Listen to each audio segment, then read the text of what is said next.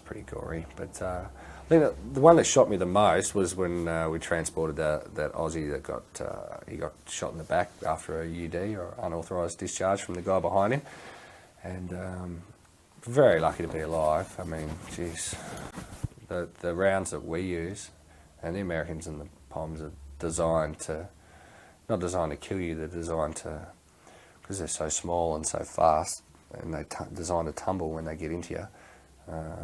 They're designed to wound you, because it takes more people to look after a wounded person than if you kill him, then no one's going to look after him. But if you wound him, then 3 or 4 people might have to come off the battlefield and look after him, sort of thing. And just, I remember seeing him laying there, just thinking, shit, mate, you know, it's pretty bad. You've been shot in the abdomen, you might not make it. And he's just laying there looking up.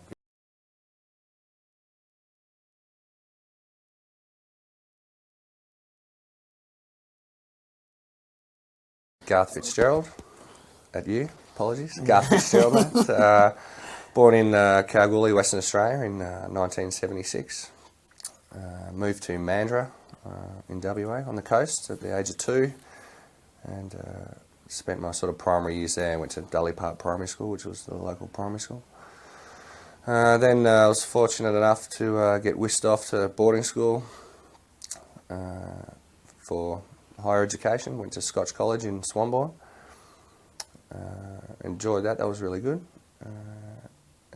At the completion of high school, it was university or a couple of years off. I chose the couple of years off, and moved down south to Margaret River and lived down there for 18 months and picked grapes and surfed and did all the good stuff.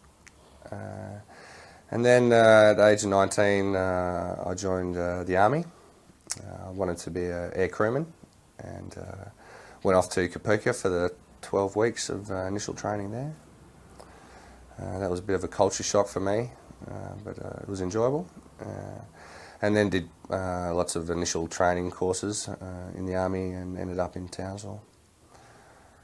99, I changed jobs to become an air crewman, a loadmaster on the helicopters, and did various tours around the country and various places around the world in that line of work, which was good.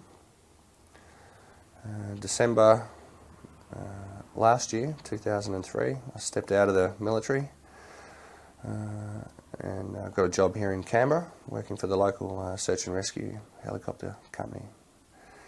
And here I am today. Do you think you could give us a little bit more military sort of career? For sure, yeah. After basic training in Kapooka, we went down to Puckapunyal in Victoria for our basic driver's course, where we learnt to drive Unimogs and Land Rovers. And not having been to any other parts of Australia before joining the military, it was good fun. So everywhere we went was new for me, and it was good to see Victoria by the road. We did a lot of driving around Victoria, and the weekends were spent in Melbourne at the footy or whatever. It was really good. After the driver's course finished, we moved up to, we got sent to Oakey in southeast Queensland near Toowoomba to the School of Aviation, where we did our ground crewman course, and they teach you radios, communications, and basic aircraft knowledge and aircraft refuelling, and that became our base trade for aviation, which was my core that I got posted into. That went for about 3 months, and the completion of that, I was posted to 5th Aviation Regiment in Townsville to C Squadron, which at the time was the Chinooks and the UH-1H, or the Huey gunships, which was still in service in the time. And we learned a little bit about the Chinooks, but more so the gunships were sort of our primary role there, so we had to learn how to rearm and reload the gunships with the rockets and all the bullets and the like. And that was pretty good. We did lots of gunship exercises with them, and that was pretty exciting. A few trips around the countryside with the Chinooks, Alice Springs, Ayers Rock, Adelaide, Tasmania, Darwin, pretty much the east coast with those. That was pretty exciting. They're a good machine. And then 99, just before East Timor kicked off, I started my air crewman loadmaster course back down at the School of Aviation in Oki, and while I was there, East Timor kicked off. So we were pretty interested in all that because the Blackhawks featured pretty prominently over there. And I finished my Loadmaster course in February of 2000, which was about the time that UNTAET was, for the aircraft anyway, was looking at winding up, and it was going to become a UN-led sort of operation. And got posted back to Townsville to B Squadron, which is a Blackhawk squadron, as a new Juby Loadmaster. And yeah, started my flying there. Luckily enough, at the end of the year, I was chosen to go back to East Timor when the Blackhawks were sent back to East Timor in rotation 1, and that was good. And I sort of bounced between East Timor, Townsville, and leave for the next sort of 2 years, 2 or 3 years. I did 3 tours to Timor. Then in December of 2002, halfway to Brisbane in the car, the phone rang, and I got recalled back to Townsville for some unknown reason, and started my Chinook conversion course for lead-up training to operations in Iraq. And that was a pretty interesting time, and we spent the next 2.5 months training at Townsville, day in, day out. I think we got half of Christmas Day off, which was good. Yeah, it was a pretty magic moment. And then in early February, I think around the middle of February, we departed for the Middle East, and spent 2.5 months there, came home in the end of April, and slotted straight back into Blackhawk training, because obviously my currencies and everything were out, and I just had a gutful by then of all the shit that goes with it, and started looking for employment in Civvy Street. And I was lucky enough that the company I work for now was taking a lot of air crewmen out of the military for work with them. And Canberra came up, and Canberra's not a bad spot. I mean, it's better than Townsville, and the pay was the same. So yeah, I stepped out, and I'm really happy that I did now, because it's a great job, and it's a different side of flying, and yeah, I really like it. So. When did you start to decide that the army might be a worthy career?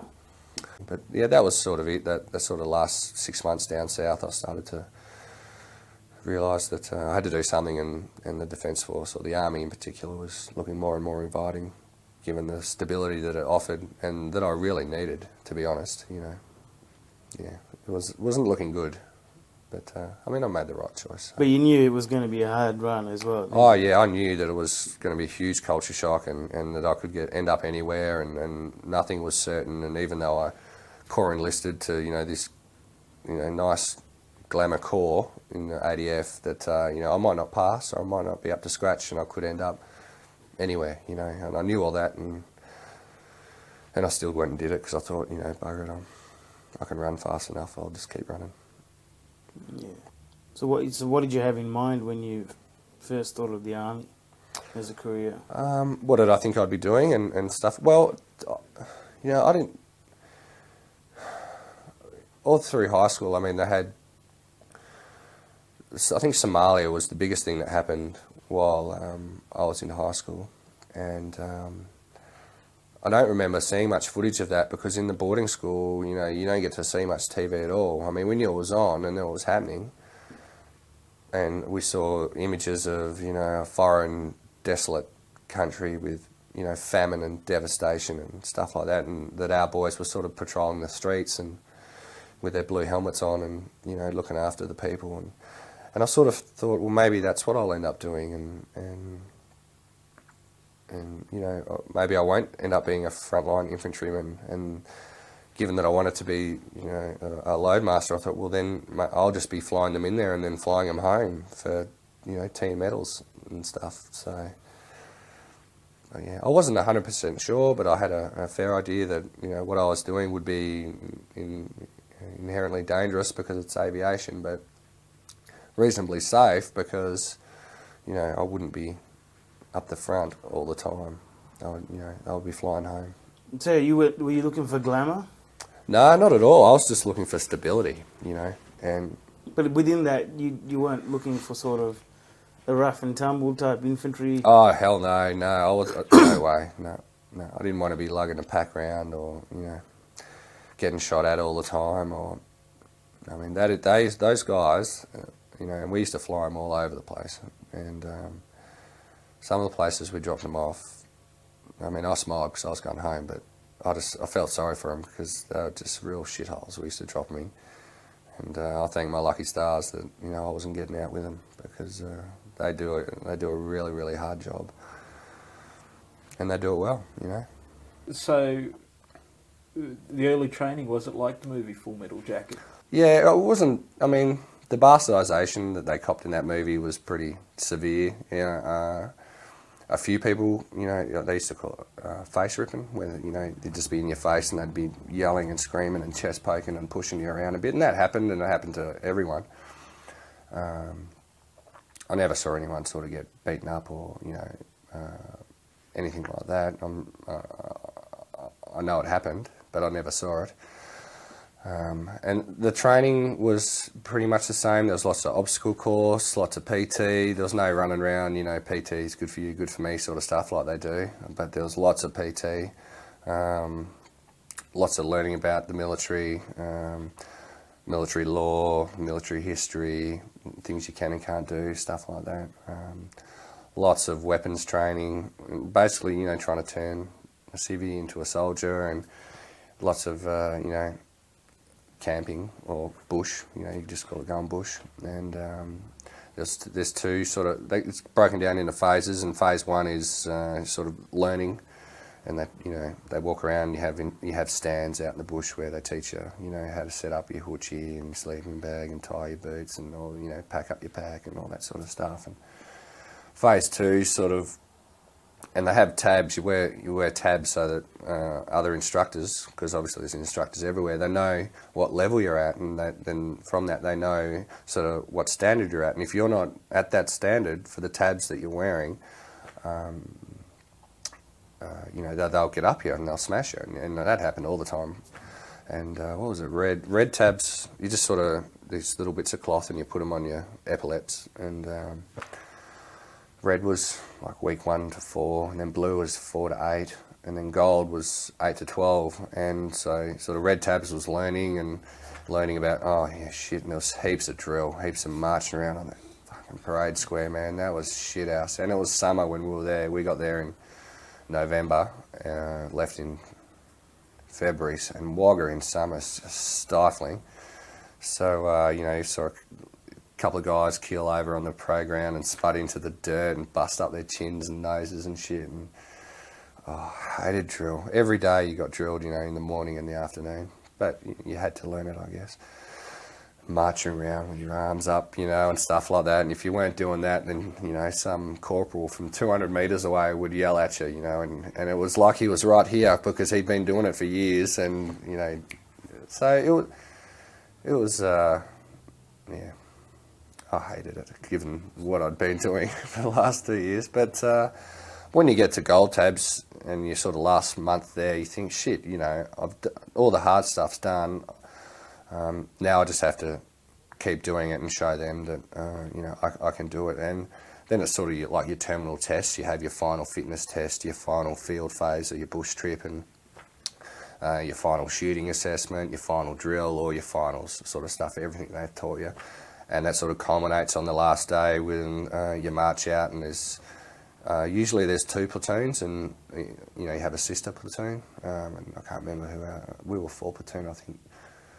2 platoon was our sister platoon or something. And so we marched out with them. It's a big parade, and family and friends come from all over the country. And my mum came over from Perth, and a friend came up from Melbourne, and we did the big parade. And a couple of guys get awards, and you know, best recruit, best at PT, and most improved or something, you know, just to put a show on for the family. So I think, oh, this isn't that bad. Oh, my son's been doing really well. When really he's standing out there under the hat going, what am I doing here? Just on, you join the army, you go in, and there's 4 guys and 8 girls. Yeah. Was that a big surprise when you got there? It was a huge surprise because, firstly, I didn't think there was any females in the Defence Force. I didn't see any at recruiting. I hadn't heard about any. I didn't know anyone who had sisters or mums or aunties or cousins that were females in the Army. And then when we were travelling over, there was a guy there, he was a retread, like a guy that got out, but he'd been out for too long to go straight back into his old job, so he had to do some training. And he said that, now they have female platoons. So there was just entire platoons of females, which is like gold, magic.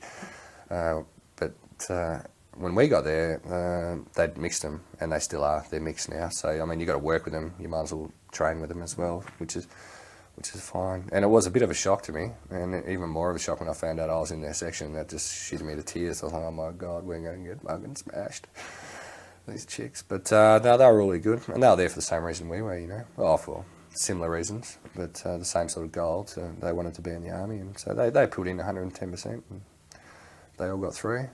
I think one of them got back squatted to Digger James, which is obviously a pretty famous guy, but it was a platoon where if you get injured or you fall behind in your shooting or your drill or something, and they'll send you there for some remedial training, and once you're up to speed again, you won't go back to the platoon that you came from, because obviously now there's streaks ahead of you. You'll get slotted in sideways to a platoon that's at the same level you're at, and then you'll march out with them. Also, when you joined up, we had Iraq 1, Yep. and we had Rwanda, and there was Iraq 1. I missed that out earlier, didn't I? Jesus. And so there's a few activities happening for the Australian Army, especially 20 odd years after Vietnam. Yeah, Suddenly for sure. things start firing up. Did that cross your mind when you joined up, that I could be going somewhere, I could be in a war, I could be here? Not really, to be honest. And if it did, it didn't worry me. Otherwise, I wouldn't have gone. I wouldn't have continued. But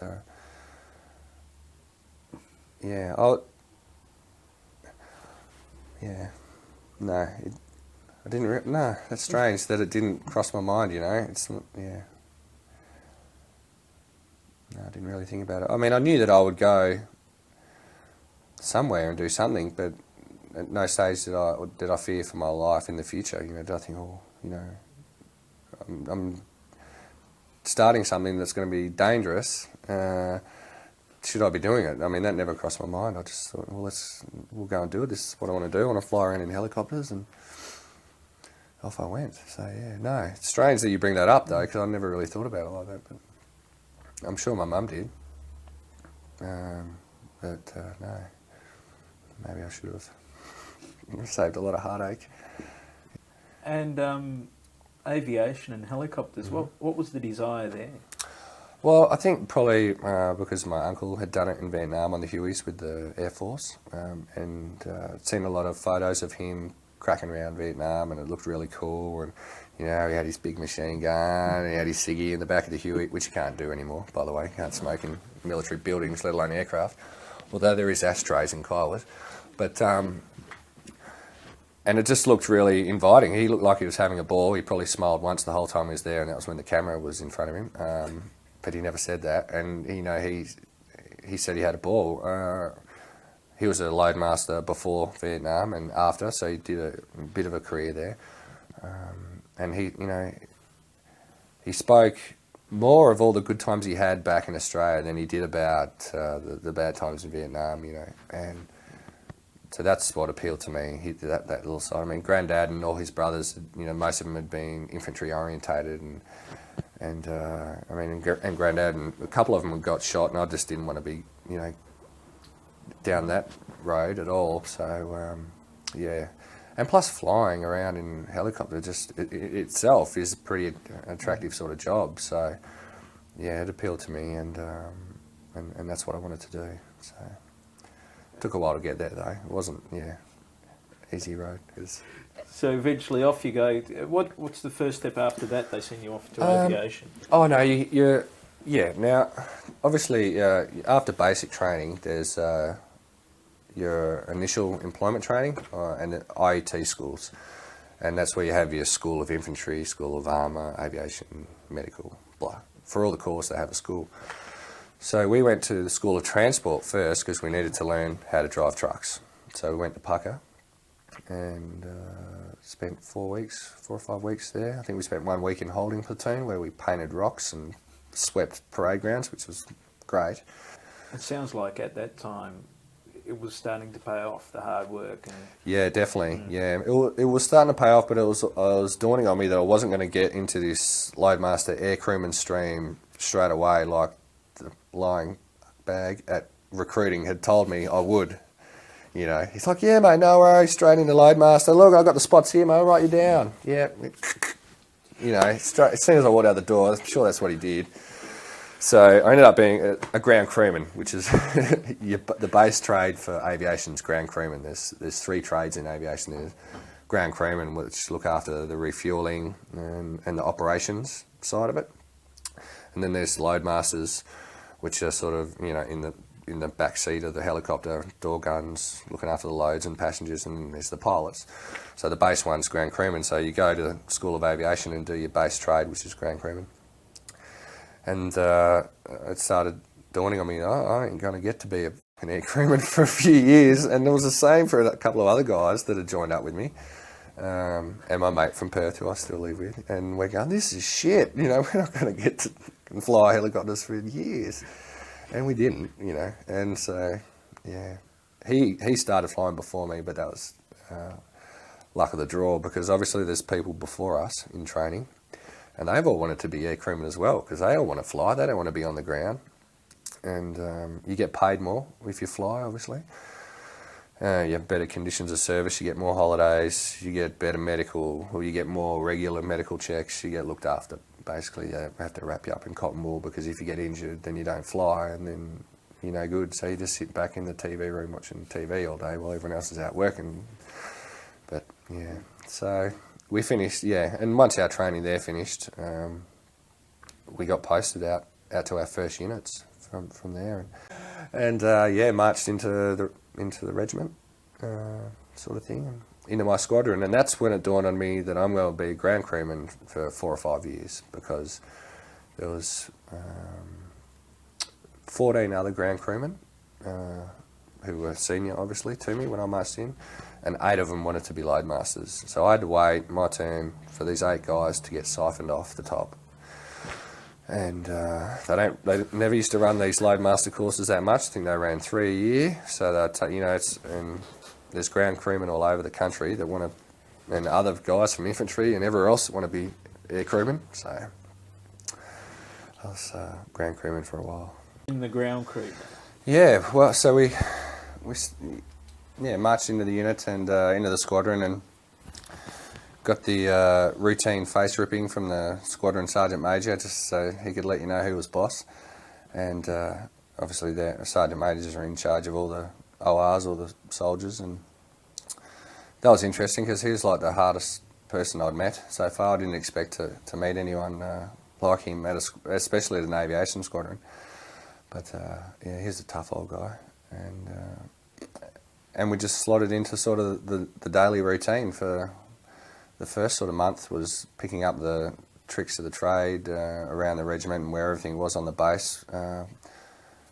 The 5th Aviation Regiment, where I was, is co-located with the RAF squadron, a couple of RAF squadrons at RAF Base Townsville, because they have all the aviation fuel, so it only makes sense that they put us on the RAF base as opposed to the Army base, Laverack, on the other side of town, which was good because the RAF base is a lot more cruisy than the Army base. The RAFies are pretty much just civvies in uniform, and they act like it, which was good, so it was a lot more relaxed.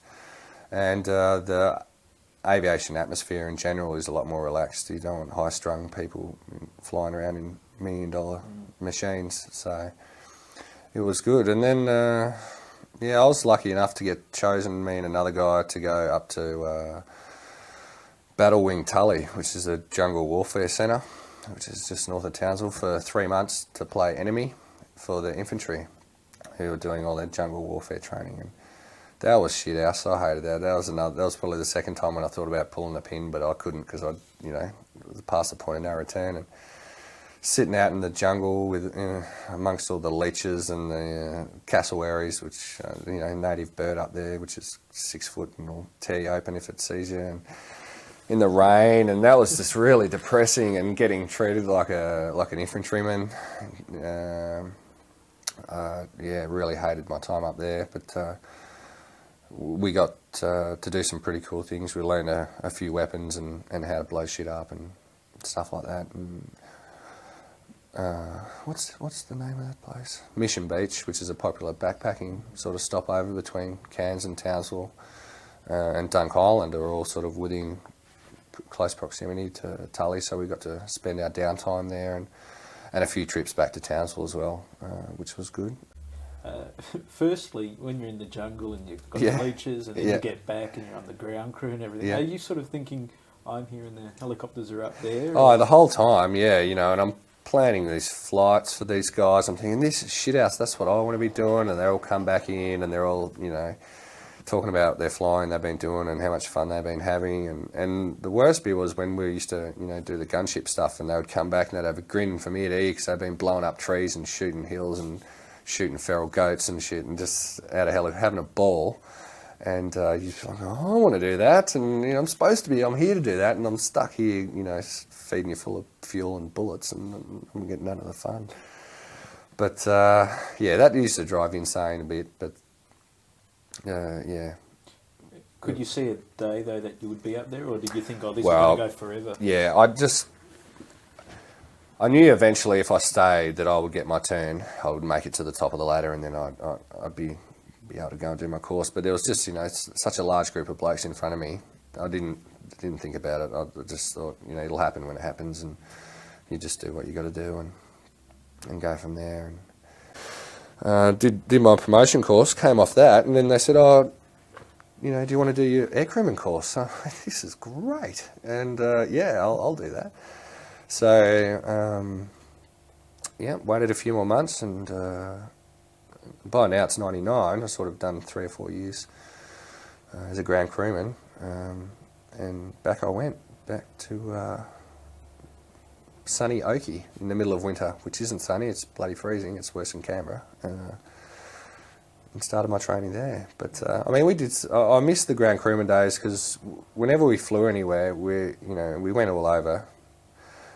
Whenever the aircraft stopped and we'd refueled it, that was it. And the rest of the time was ours until we had to be back on board, you know, the next day or the next couple of days. And there was always hire cars and hotels and incidentals to pay for your food, which just went on beer. And you know, so geez, we had some really good trips, and you can fit a lot of people in the back of a Chinook. So you always went with big groups of people, and our end of year functions were like to Hammy Island and Dunk Island and stuff like that. We'd just fly the chopper to the airport and get out, and you know, we'd wear Zoom bags or just, you know, one-piece overalls, and you just unzip them, and you're in your boardies and your thongs and your drinking shirt, and off you'd go. And so we did it. We had some good times, but I really wanted to do flying, so off I went.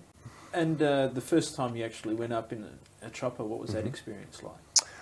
Well, that was back when I as a ground crewman, and I went up in a Kyra, which is just a light observation helicopter. I don't know if you're familiar with them. They're really tiny, like the Channel 7 sort of small chopper, single engine, 30-year-old, you know, really cheap helicopter to run. Good for their job, but and we sat in the front with a pilot, and there's no doors, and like you go like this, and your hands outside in the wind, and it was awesome. I loved it. And it was at night time, and we were doing approaches to a Bardic lighting system, and it's basically just three coloured beams of light shone through a prism, and it shoots the lights up. And if you have to be in the green as you come down. If you're in the red, you're too high. If you're in the yellow, you're too low. So, and you know, he was talking me through it, and I loved it, you know, and it was at night, and I'm flying around, I was all excited and shit. It was really good. I had no, you know, all care, no responsibility. I was just there not to touch anything and just enjoy the ride. And yeah, I really enjoyed it. But and then when I was a ground crewman, it was the same, you know. It was, for me, it was just an airborne bus taking me somewhere else to have fun or do work, and it was good. But once the training started, then it was pretty scary, because you have to start learning shit. So I guess it's a good thing that your dreams and expectations, when you first took that flight, it all turned out that it is what you wanted to do. Exactly, yeah. I remember landing and stepping out and going, yeah, I'm glad I've made this decision. little did I know it was 4 years in the waiting, but I mean, it's still, I still, it confirmed why I was there for me anyway. Yeah. And what were you doing? Once you get into aircrew and so Yep. on, Okay. where are you flying around and what activities are you doing? Oh, you start off, you go to, it's changed now, but it was sort of a 6-month course, 3 months ground school, learning about the aircraft and how they work and the theory of flight and all that sort of stuff. And then there's a weather component, and then there's external load rigging, where you have to learn how to rig trucks and trailers and various other loads that you could undersling under the helicopters, which they do quite a bit. And then you start the flying phase, and that's broken up into clearances, external loads, and hoisting, or using the hoist, the winch.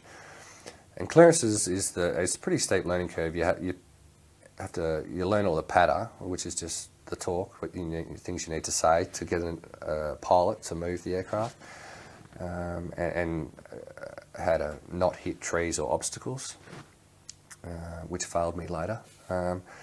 But that's the hardest bit, because it sounds easy, but when the aircraft's coming into land and you've got your head out the side and you're trying to take in this huge picture and then turn it into word so that the pilot can understand what you're seeing, and the whole time it's moving forward at 100 k's an hour and getting lower and closer to everything, and it's just everything's coming at you, and you get it eventually, but they've got a 50% failure rate, so a lot of guys bomb out at that phase, and then at the sort of fourth unofficial phase, when you put it all together, and then the next one is external loads, where you go and actually pick up trucks or pick up blivets or pick up whatever loads, and that's pretty cool, and fly around with them. And yeah, it's pretty daunting for a trainee to be in control of a $20 million aircraft with a ton of equipment underneath it. So that sort of plays on your mind a bit, and then you start using the hoist, which is another whole kettle of fish, because you're sort of in the doorway, hanging half out the door. You're attached, obviously, to a harness to the aircraft, but you don't use the harness to restrain you in any way, because you want freedom of movement. So it's a little bit of slack there, not too much, or you will fall out of the aircraft. And then you're trying to winch.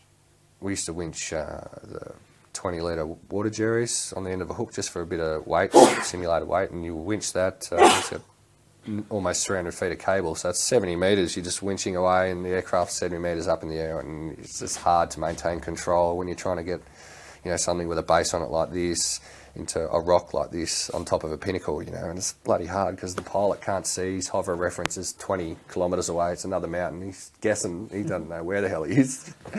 And you're trying to get him to stand. It just builds up and builds up. But by the end of it, as with all training, you don't master it. You walk away with a certain degree of skill at it, and then then you do an aircraft conversion, because obviously they don't want to teach you on Blackhawks, because if you crash one of them, then they'll be pretty pissed off. So they teach you on the old Hueys, and then you learn the Blackhawk and all the same sort of processes for the Blackhawk, and then they punch you off up to the unit, back to B Squadron, where you start off again at the bottom of the food chain in your sort of job. So you're at B Company? Yep, B and Squadron. You're at the bottom run again? Yep. But you're on an air crew? That's right, yeah. And you're doing all these operations, I guess, and training still and picking up things. More so training. Well, I was lucky when I first got there. We just sort of consolidated our training, and then we were down training for the Olympics. Oh, that's right. I forgot about it. We were down in Sydney training for the Olympics for lead-up training. A Squadron is the Special Forces Squadron, and we were just down there supporting them. We were flying around all hierarchy and stuff, and going to all the Olympic sites and dropping off whoever. You were just taxis, basically, because we had free reign over Sydney. Is this in Blackhawks? Or? Yeah, in Blackhawks, yeah. All right. East Timor. How did you get involved in that murky operation? Murky? Well,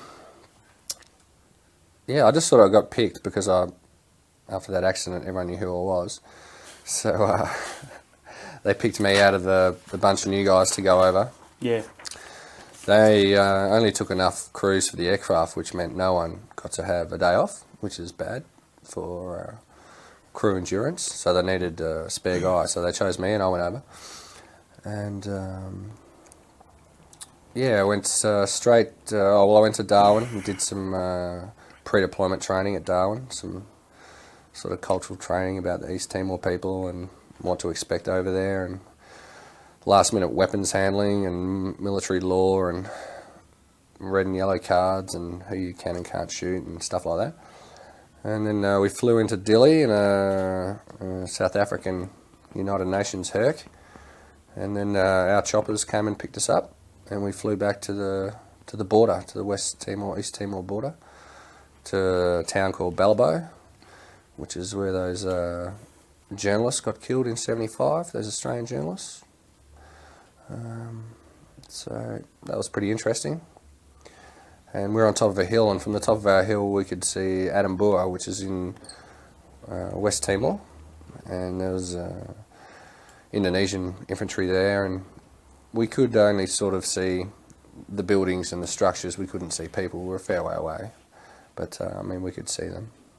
And started flying there, and in Balabo there was a company of SAS and a company of infantry, and we basically inserted and resupplied sections up to platoon strength of soldiers all along the border and in various observation posts, so that they could keep an eye on the Indonesians, and more so the militia. The militia were the big problem over there, apparently. Not the Indonesians? No, not the Indonesians. They'd already all been pushed out during UNTAET, and now they were just mopping up the militia, who were still being supplied by the Indonesians, who were just over the border. So, of the night time, the militia would come back across the border, which in our sector was the river, and they would cross the river and move at night, at day if there was no one around. And we had to try and stop them and try and catch them. So, yeah, we did a few quick reaction forces sort of thing. If some had been spotted, then the infantry or the SAS would come running up, and we'd launch in the aircraft to where they'd been seen and drop the boys in to try and catch them. And they saw them a few times and they fired a few shots at them, but we never caught any. Not while I was there anyway, in the first rotation. But it was exciting nonetheless, to say the least. There was an aircraft crash while we were there. One of our Blackhawks crashed near the border. They were pretty lucky to be alive. There was a disastrous crash. I don't know how any of them walked out of it, but no one got hurt for some reason. And we were lucky enough to get to spend the next night there, because we went in there the next morning. We couldn't get in there that night, and we pulled them out the next morning and flew them home. And then that afternoon we flew back there to the aircraft with some engineers and some aircraft engineers to try and assess the damage, and then we got clouded in, and that was fun because the border was only a few hundred metres away, and the Indonesians knew we had crashed, and we only had a section of Kiwi infantry sort of looking after us, and no one was that happy to be so close to the border with 2 helicopters and us, and we weren't really that well protected at all. So that was a pretty daunting night, but we got through that all right. And were you expecting the Indonesians to shoot? well, I don't know what I was expecting. I was expecting, if anyone, militia to come to have a look and to start something. I didn't think the Indonesians would come. That would be, if any Indonesians ever got caught, then it would be just a political nightmare, I guess. I don't know what would have happened. But yeah, militia I was definitely expecting, but we never saw anyone, and we got home all right. And the aircraft got recovered a couple of days later. They flew in parts and new rotor blades and new bits and pieces, and flew it back to Balabo and fixed it up proper, and we continued on. How would you describe the the Timorese landscape to fly over? To fly over, it was depends what time of year you went. In the summertime, in the wet season, it was beautiful. It was all green and it was really lush, and you could literally, you could set your watch by the rain in the afternoon and the thunderstorms. And us being on top of a hill, it was magic. We could see sort of to the north down to the coast, and we had beautiful sunsets every day, and the fuel farm where we got our fuel from every day was right on the coast, so we see heaps of marine life, you know, killer whales, blue whales, dolphins, sharks. So we got to see a whole lot of marine life, which you just don't expect when you're flying over these burnt out shanty towns, and then boof, you're over the coast and it's sort of back to normal again. It's the ocean untouched. And it was beautiful in the winter time though. I mean, there's no rain, it was dry, they burnt everything off, there was always smoke, haze everywhere, there was fires everywhere, and that made it hard to, I guess, for us to sort of pinpoint militia movements, because there's spot fires everywhere, there's people moving everywhere around the fire, so from the air it's always hard to tell who's who. But you know, it's not like we roamed the skies chasing random people on the ground. We only ever launched if there was confirmed sort of sightings and stuff. And that was the first tour was probably the busiest one. After that, it sort of petered off. Now, were you when you went to West Timor? That had already been cleared by infantry, right? Yeah, we never went into West Timor. But Sorry, East Timor. The border. The border, yeah. West yeah. of. West, You know. yeah, west of Dili, yeah.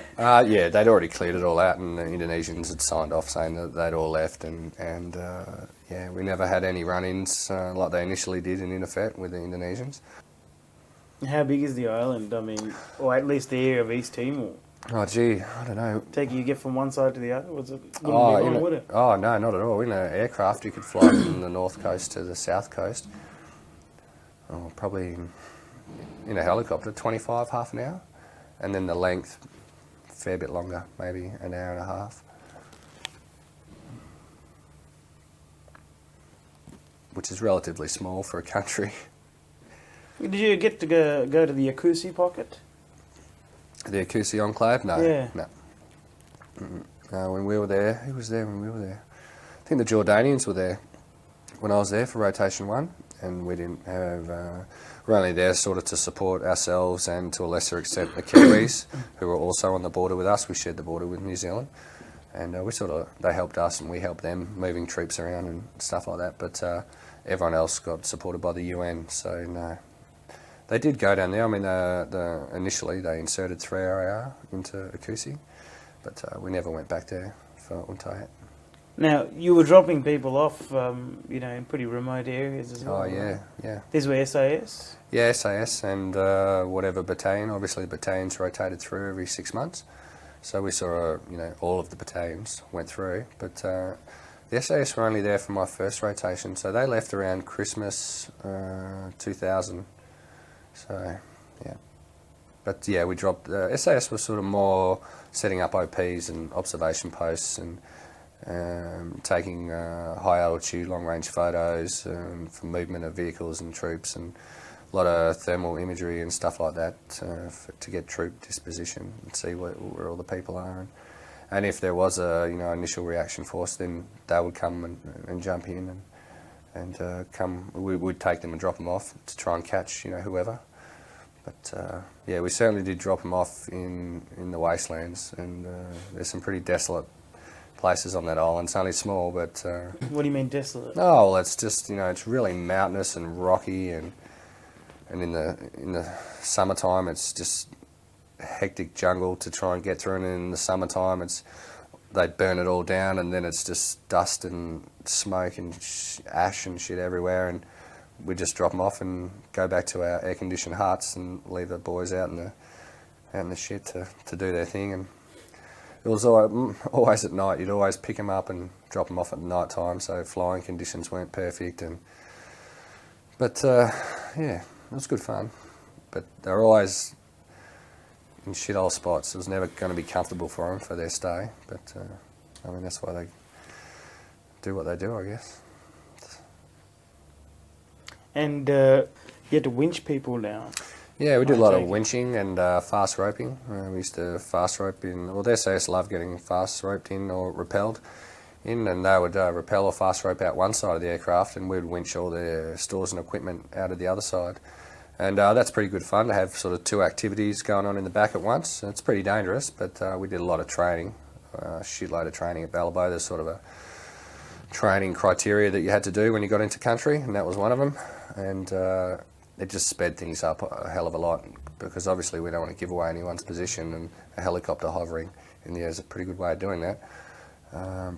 But from a distance, if we don't have to land, then we're not going to disturb any dust or smoke that's on the ground, and the aircraft signature, helicopter signature, when it lands on the ground is pretty big, as you can imagine. But if you're hovering just sort of out of that effect, then you don't give yourself away too much, unless they can hear or see you. But so yeah, I love doing that sort of stuff. I love winching guys in and out of the aircraft, and we certainly did winch them onto some pinnacles that we couldn't have landed on at all. And we'll go back a few nights later and pick them up and bring them home. Did they say much about the operations to you? Yeah, they're pretty open with us, because we work with them all the time. That they would say if they'd seen anything or not, and you know what it was like. Most of the time, they might not see anything, and we'd know if they did, because then we would get launched to go and look at whatever they'd seen.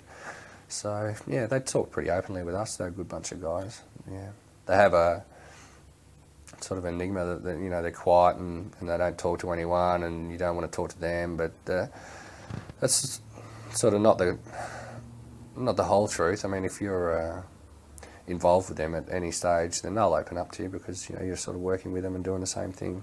Did they have any run-ins with the militia? No, not that I can remember.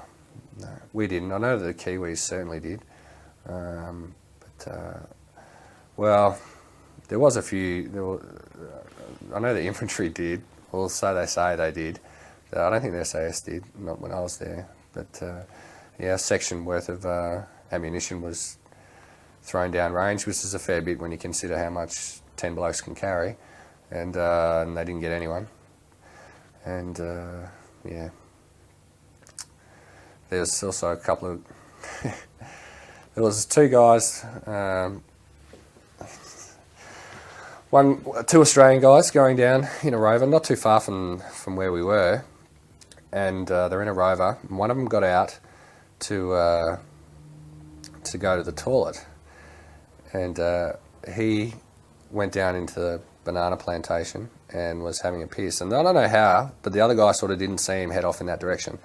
And then he's seen someone with a weapon in the banana plantation, and has yelled out to him, and he's got no response, because obviously old mate's just down there having a piss, and he's going, "What are you yelling at me for?" And he shot him. He's Australian shooting another Australian. I think he got him in the leg or something. But shit like that happens all the time. Well, not all the time. It happened a couple of times over there. There was another, and obviously we flew him to Dili. And there was the poor lad that got shot in the back in the TV room by the guy behind him, who was cleaning his weapon. And sort of the last sort of final function test you do is fire the action to make sure that your rifle's all working after you've cleaned it. But he had a round up the spout and shot the poor guy sitting in front of him. So we flew him to Dili. He lived though. And then there was the suspected grenade attack at, what was that? Bravo, Checkpoint Bravo, not Checkpoint Bravo. I can't remember. It was Bravo something. Oh no, it was Bravo Company's lines. And that was either a militiaman throwing a grenade over the fence at these two guys, or one of them dropping a grenade and it going off and getting them. So we flew those two guys to to Dili as well. So whether we had run-ins with them or not, I don't know. So we don't know if it's our own guys, or they're just blaming it on the militia. That's what I'm getting at, yeah. Well, I mean, there was talk about. I mean, you may have heard a lot of things. You know, a lot of them could be tall stories. We don't know. But I mean, I've heard stories where the infantry up in the listening posts had shot and killed some militia guys trying to infiltrate, but it wasn't recorded. Yeah, I don't know. How likely is that to be true? That's quite possible. Yeah. Because there was a seriously healthy disrespect, if you like, from the Aussies towards the militia. Oh, definitely. Yeah, definitely. They hated the militia, and that's fair enough too, because they were arseholes. I mean, what they did to that New Zealand guy was pretty bad, and the Kiwis lost all respect for them after that. What New Zealand guy, sorry? They captured a New Zealand gunner who carried the machine gun. There was a section of New Zealand infantry patrolling. They got ambushed by the militia, and they all made it away except for one of the Kiwis, the gunner. There must have been a shit ton of militia because to force the infantry section back, which would have been fully bombed up with ammo and the like, so it must have been a pretty big force. Anyway, they found this infantry soldier naked, hog-tied, dead. They shot him, and you can imagine what that would have done to all the Kiwi infantrymen, seeing one of their own boys. So after that, they lost all respect for the militia, and it was, yeah, if you don't stop. Basically, I think they didn't. There was nothing written in stone, but the word was and was the practice was that if no one stopped in the Kiwi sector when they were told to, then they got shot at. So, which is fair enough, I think. And had something like that happened to an Australian, I dare say it would have been the same, same sort of response. So, yeah, and militia are sort of outside the rules a little bit. You have to pay them the respect that they're due and obey the laws of armed conflict and all that sort of stuff still. But if you're going to be a sneaky little bugger and start hog-tying prisoners and shooting them, and taking all their clothes off them, and who knows what else they did, I'm not sure, but you're going to piss a lot of people off, and you've got to expect some sort of ramifications. And that's what happened. But nothing like that ever happened in the Australian sector, because there was just too many of us, and we had too quick a response time. The Kiwis took a lot longer than us to get in the area, whereas we were just too quick for them. Why do you think the militia didn't resist as well? They were saying they'd resist heavily, but they didn't resist heavily. No. Why do you think that was the case? Well, because they had no support base anymore. If they wanted any ammunition or arms, they had to get across the border into Indonesia, get it off the Indonesians, and then come back. And that's just too dangerous for them. So, once the Indonesians left, it died off at a really quick rate. And it's highly likely that what was being reported back here wasn't in fact the case.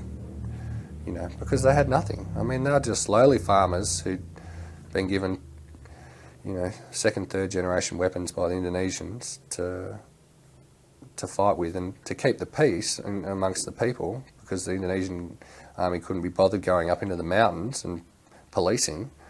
So they got their own people to do it, who knew the tracks, who knew the villages, who knew the people. And once the Indonesians left, they had no one to support them. So, yeah, there was a lot of talk about the Indonesians forcibly removing people from East Timor and taking them to West Timor. Yeah. I think that quite possibly could have happened.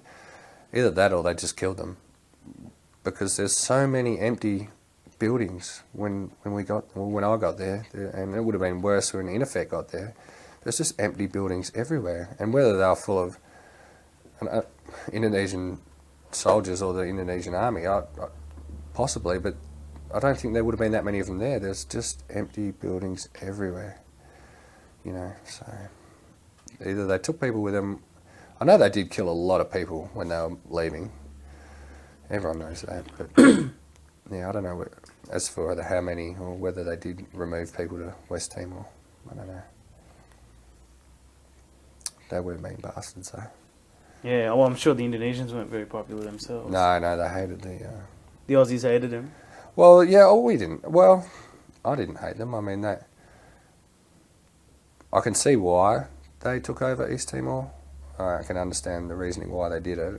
I don't agree with it, but I can understand why they did it. But the way they left, when they left, they slashed and burned everything on the way out, and they raped and pillaged on the way out. I mean, that's just not on. So we didn't like them for that reason. Just, you lost the vote, it's time to go, Well, yeah, I mean, they've been there for 25 years. And they did build up East Timor. I mean, it would have probably been nowhere near as good and it's not that good. But it wouldn't have been anywhere near as good as it was had the Indonesians not gone there, because they pumped a lot of money into it, as you would. But yeah, they certainly did do some bad stuff on the way out.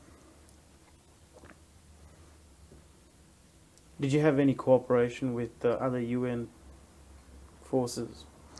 Very little. Obviously, we worked a fair bit with the Kiwis, and then behind us, they sort of rotated between other small United Nations. Sort of, we were the Kiwis and the Australians were on the border. We were the first line of defence, and we had our sectors to look after. And then behind us, I think it broke back into 3. And who was up there? It changed all the time. Like, they rotated, but us and the Kiwis stayed on the border the whole time. But there was all manner of, other countries there. The Portuguese were there, the Jordanians were there, the Japanese were there. On my last trip there, the Japanese were rocking up, and the East Timorese hated it with a passion, because there's still people there that had been raped by the Japs, and they're just fucking over it. They're fucking back. They're back. So, and which is understandable, because they weren't nice people when they came through the first time. So what? But Oh, this is the older generation, of course. Remember? Yeah, the real old, the great grandparents, who just sit there on the side of the road chewing their betel nut and not doing much at all, because they're old and they don't have to. They got 500 grandkids to feed them. But yeah, when they found out the Japs were coming back, they weren't very happy at all. Yeah, but that was towards the end of that was like the end of 2002 or something. But you didn't have anything to do with the Japs? No, didn't work with the Japanese at all. No, we really stuck to our own thing, and no one could task us except for we did our own sort of tasking, our own training and stuff. The CO of the AusBat and the guys in Dili, and they only tasked us for sort of PR and flying around fucking punters like Cozzy and whoever else came over. 60 minutes and shit. How popular was General Cosgrove? He's a pretty popular guy. Yeah, he not with us, because we were on the border and he didn't let us drink, so we didn't like him for that. But he's in the ADF. He's a pretty popular guy. Yeah, amongst the soldiers, and yeah, I mean, he's got kids himself that are of a similar age to a lot of the people that were over there. I mean, they're in their early 20s, their late teens, and so he knew how to talk to young people and how to approach them. And I mean, obviously he passes orders down the chain, but the couple of times I saw him, and he'd asked me to do simple things for him, nothing combative or anything. He just spoke to me like a person, not Corporal Fitzgerald, go and get me this. It was just like, oh mate, can you go and grab me that? And it was, yeah, no worries, mate. So he was pretty laid back and popular guy. Would have been better if he let us have beers, but yeah. So you said no worries, mate. Yeah, no, I didn't say no worries, mate. I said, he said, no sir, how many bags full do you want, sir? How important is it as a soldier, sort of going in a war zone, as it were, and the locals are behind you? Huge. And I noticed that. Because, well, when I went to Timor, it was really gratifying, and I thought, oh, this is great, they really want us to be here. Whereas when I went to the Middle East and they didn't want us to be there, there was a huge difference, and I could feel, the difference. And it does make a huge difference when the local people will come and talk to you and, and say good day or good evening, and they'll try and, speak a bit of English, and, and you try and speak a bit of their language, and everyone's trying to make an effort to get along and to make it work, and it's really gratifying that they want you there and that they're trying to learn a bit about you, and it makes a huge difference. I guess it's very important to, even though they want you there and they're happy you're there, the way you treat them while you're there. Oh, definitely, yeah. Keep them on side, basically. Yeah. Yep, that was a big one for us. We're always being reminded just to be nice to them. Don't flash your money around when you go down to the markets. Just take $5 in your pocket, and You know, don't be, you know, and if you've got a photo of your wife and kids back home, take them and show them, go, you know, to explain all this to my wife and can point to their kids and point at your kids and stuff like that. So a bit of hearts and mind, but when at the same time, when you're doing it and sharing a bit of your life with a bit of their life, it's pretty good. I mean, it's a good break from the shithole that is, you know, the next 3 months or 6 months for you. So, yeah, you just treat them like people, you know. Just because they're smaller and less well off and you don't speak the same language doesn't mean they don't know what you're saying. You didn't work with Americans in East Timor, did you? Or? No, they were there. And if anyone says they weren't, they're lying. But they were there, and but they weren't there on the scale that they were in some other places. But yeah, they were definitely there. We got to see mostly their battleships and their aircraft when they would come and fly around and stuff like that. They never had any troops on the ground. They had advisors for the UN and stuff like that. They weren't on the ground like we were, but they were in the area, that's for sure. Yeah, but I didn't really interact with them until later. Yeah, until just recently. So. No. Do you know if those guys were CIA or Army or what their role was? No idea. I only ever saw the Navy, the ships. They used to light us up all the time, or paint us with their radar, and then they'd, yeah, you know, they're just paranoid mofos. I mean, who else has got helicopters in the area, guys? You know, and then they'd warn us, you know, warning, identify yourself. I would have thought the green paint from Australia would have given it away, mate, but and the Aussie slang on the radio, but yeah, you know, and their helicopters, obviously, they have all their Navy helicopters there, but never had any face-to-face with them or anything like that. Just the Kiwis and the Portuguese. The Portuguese were the military police in Dili, and we had a lot because they had because we weren't allowed to drink at all, even when we were in Dili. If you come from the border, you weren't allowed to go and get pissed in Dili because you might get dragged back to the border and be drunk on the border sort of thing. But the Portuguese MPs had a boozer inside their compound, so whenever we went overnighted down in Dili, we'd sort of have our dinner in front of the officers and be all nice and prim, and I'm off to bed, sir, no worries, see you in the morning, and then poof, straight off to the Portuguese cop boozer, and they knew we were coming, and they loved us anyway, because, you know, we'd fucking buy heaps of piss and sit down and get rowdy with them, because they were a rowdy bunch like we were. I mean, they didn't want to be there, because they'd left that country, you know, 25 years ago, and they're like, shit, my dad was here, you know, and now I'm here.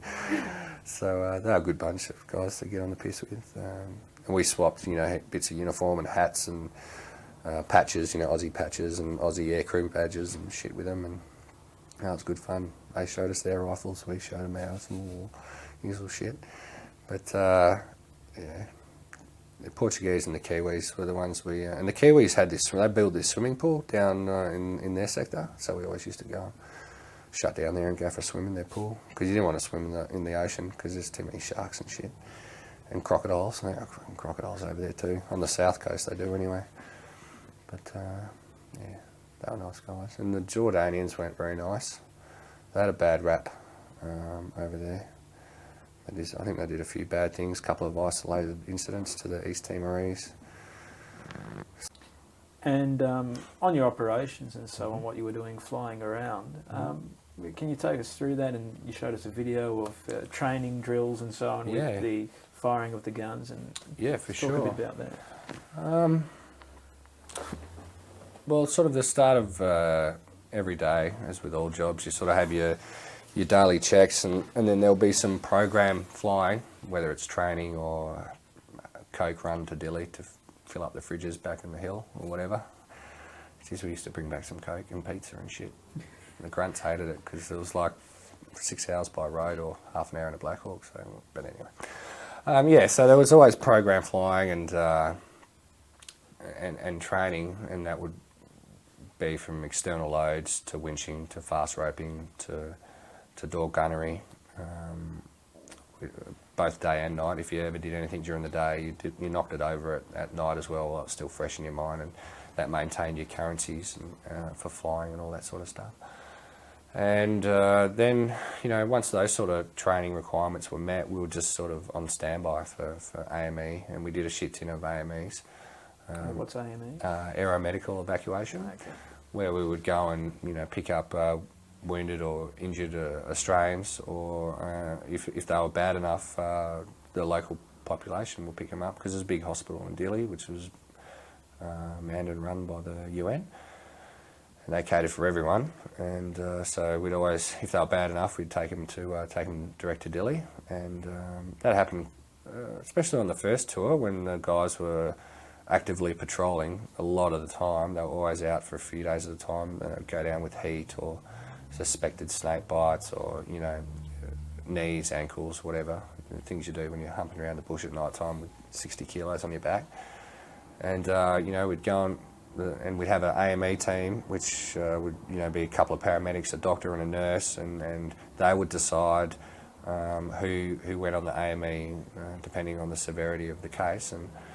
And we'd fly out there, and 9 times out of 10 we couldn't land, so we'd winch down the paramedics and the doctor, and then we'd piss off for 10 or 15 minutes and get out of the way, let them look after the patient, and then they'd radio us back up, and we'd fly back overhead and winch the patient and the doctor and everyone back on board, and he'd say, all right, we need to go to Dili, or we need to go to Ballabo, and he'd impose maybe some height restrictions on us because his blood pressure was too low or too high, and off we'd go. And AMEs made up a big, especially, my first rotation there, AMEs and initial reactions were a lot of my flying and training, and then for the subsequent rotations that I did, it was more training, less patrol insertions, less AMEs, more resupplies of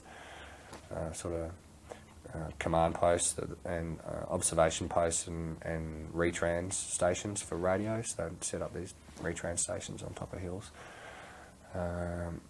And just keeping everyone supplied sort of for the last couple of things. But there was, the training and the AMEs were probably the bulk of our flying time over there.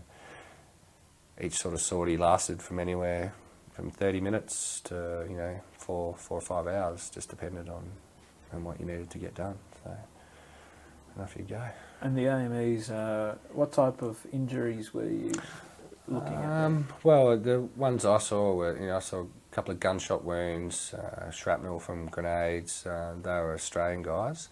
The local guy that I was lucky enough to cart back to Dili, he'd fallen off his donkey right next to this campfire that they'd set up in the middle of their village at the end of some rally, and the donkey got spooked by a firework in the fire and ran through the fire, dragging old mate through it, and then just continued bolting down the hill. So, and they got some heinous roads with some big knobbly rocks sticking out of them. So old mate was barely recognisable when we got to him, and that was pretty gory. But I think that the one that shot me the most was when we transported that Aussie that got shot in the back after a UD, or unauthorised discharge, from the guy behind him, and very lucky to be alive. I mean, geez, the rounds that we use, and the Americans and the POMs are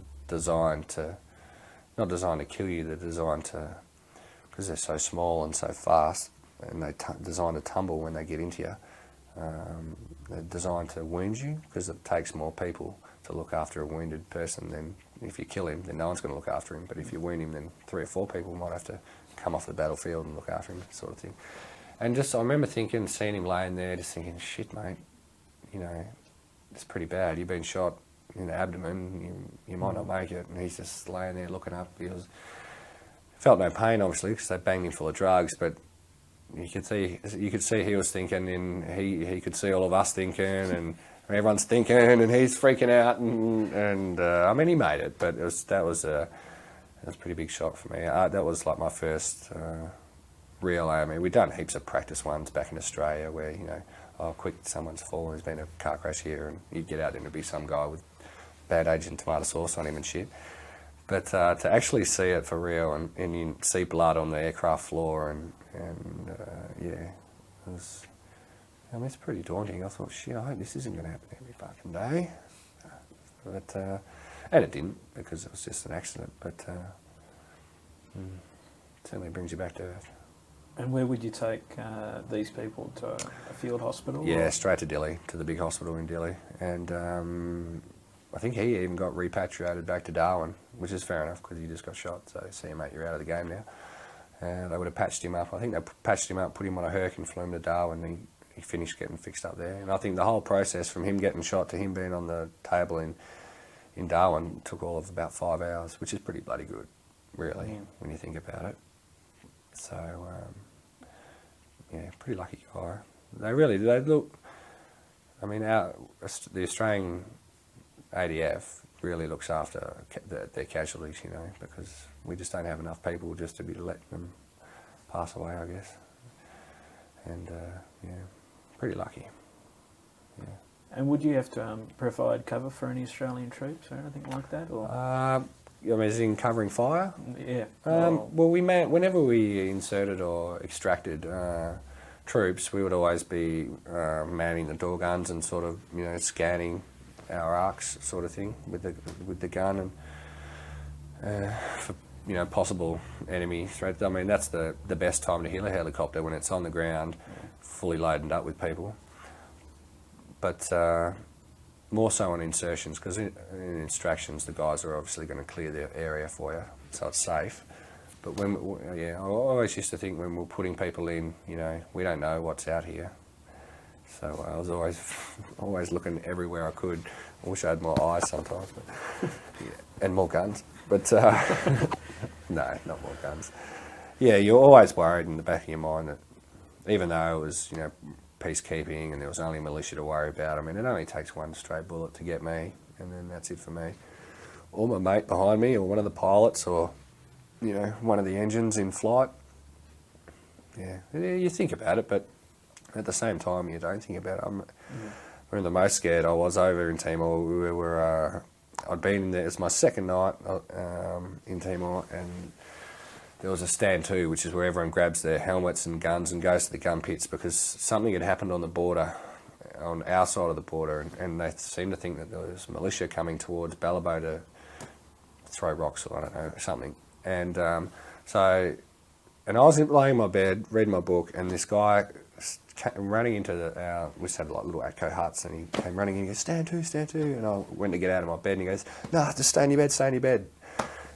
Because obviously I'm in my bed, if I'm running around, you know, trying to put my boots on and shit, and it's just easier if I stay where I am. And I'm laying in there, I couldn't hear anything, everything's gone dead quiet, and I started just thinking, shit, what happens if the next person that comes through that door is militia? Like, what am I going to fucking do? I'm here in my boxes. Shit. So I grabbed both my guns and had them ready, and I was pointing them at the door, and then I thought, what happens if the next person that comes through the door is an Aussie? But I'm freaking out so much, I pulled both the triggers and, you know, send him home. So I put them back down and just picked up my book again and started reading. And needless to say, the next guy that came through was just one of the boys with a Coke, and said, yeah, it's all over, mate. And, and I'm just thinking, fuck, could end it all bad for you, buddy. But common sense prevailed. So it's good thinking. You, at worst, you threw a book at him. Yeah. Get out. Yeah, that's it. Good old days. Shit. So when you went to provide cover, you never were fired upon, or had any action like that? No, never saw any militia, never saw anything untowards that, you know, would have made me fire from the aircraft at all. No. I guess it's something that, as you said, you think about, but you just can't think about it. That's right. Or else you go crazy. Is that right? Yeah, exactly. And you have the training to be able to react, you know, straight away if it does happen, you know. So, and if you do think about it too much, you know, that's when people mess up. So you just don't think about it, and you've been trained for it,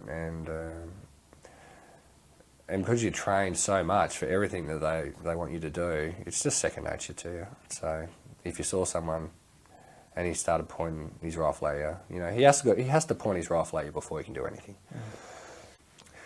Then yeah, you'd start firing, but yeah, if you think about it, then it'll eat you up. So you don't. And your role, in a way, is you're not specifically with an infantry group, are you? You sort of cover whoever needs you. Is that correct? That's right. Yeah, we were based with an infantry group, but whoever needed us, they got us pretty much. Yeah. That Australians, anyway, any Australians could call on us to go and help them, and yeah, we helped everyone that was there, from the infantry to the special forces to the ordnance guys that needed some stuff moved, to, you know, signals guys that needed radios on top of the mountain, to the medics that needed more band-aids, you know, the bottle washers that needed more bottles, everyone, yeah. So we carted all manner of stuff around, you know, from 4-wheel drives under the aircraft, you know, to padres going to a bloody church session in another village. We winched. I remember there was a padre coming back from a church service in a different town, and he had to cross a river to get back up the mountain to us. And it had been pissing down all day, and he's got halfway across this river and he's got bogged. And the water's rising and rising and rising and rising and rising and rising. And by the time we got there to winch him out, there's a padre standing on top of the rover with his big staff, and he's just going, oh, hurry the fuck up, get down here. So we winched the guy down and picked him up and brought him up. And he's like, oh, thank God for you guys. We're like, yeah, no shit, another couple of minutes you'd be, gone. And they went down and pulled the rover out the next day. So there was a lot of flash floods there, because it's only a tiny island, but it's got a lot of mountains, and then the water just sort of gushes down the mountains, the rain stops, and then you just get this flash flood go through, and that's what got him. So, and the next day they went and pulled it out with another truck, so pretty lucky. When you work with different groups, do you have different modes of operation, or is it basically the same thing? Safety-wise, it's the same thing, but work-wise, it's very different. Like, we treat the Special Forces guys with the utmost respect, because obviously they've done a lot of time in an infantry unit, and then they've gone off to Special Forces, and they're specialised guys, and they know what they're doing. And never had any issues with them. With the infantry guys and everyone else, you work to the lowest common denominator, because if you don't, they'll be the guy that fucks up and walks into the tail rotor or something and dies, or does something stupid, and if you don't, they'll catch you out, and they do anyway, because there's so many guys in the back of the aircraft, you can't see everyone. And we had aircraft windows popped on us by a guy that thought that it was the door handle, but it was the emergency release handle, and shit like that. Guys firing 40mm grenades into the aircraft floor because he was trying to move, and he grabbed the trigger and boof, fired a grenade in the bottom of the floor. And, yeah. So you got to work to the lowest common denominator. So about East Timor, I mean, no. Okay, look, when you got back from East Timor, do you want to tell us how, you sort of like debriefed and so on, and how you came to the Middle East? Yeah, well, we always used to get debriefed before we left the country, left East Timor, and the first time I came home, it was just a culture shock to be among so many people and so much movement and so much activity, and going to the shops for the first time and being surrounded by crowds of people after being in East Timor, where it's just there's nobody anywhere. It's just relatively quiet. It was a bit of a shock, but I mean that wore off after you catch up with everyone, and it only lasted a couple of days for me, and I never sort of experienced any dramas or anything after coming back. And the third time I came back in sort of mid-2002, they're picking people to go back for the last tour, and I got picked for that, and I was pretty pissed off about that.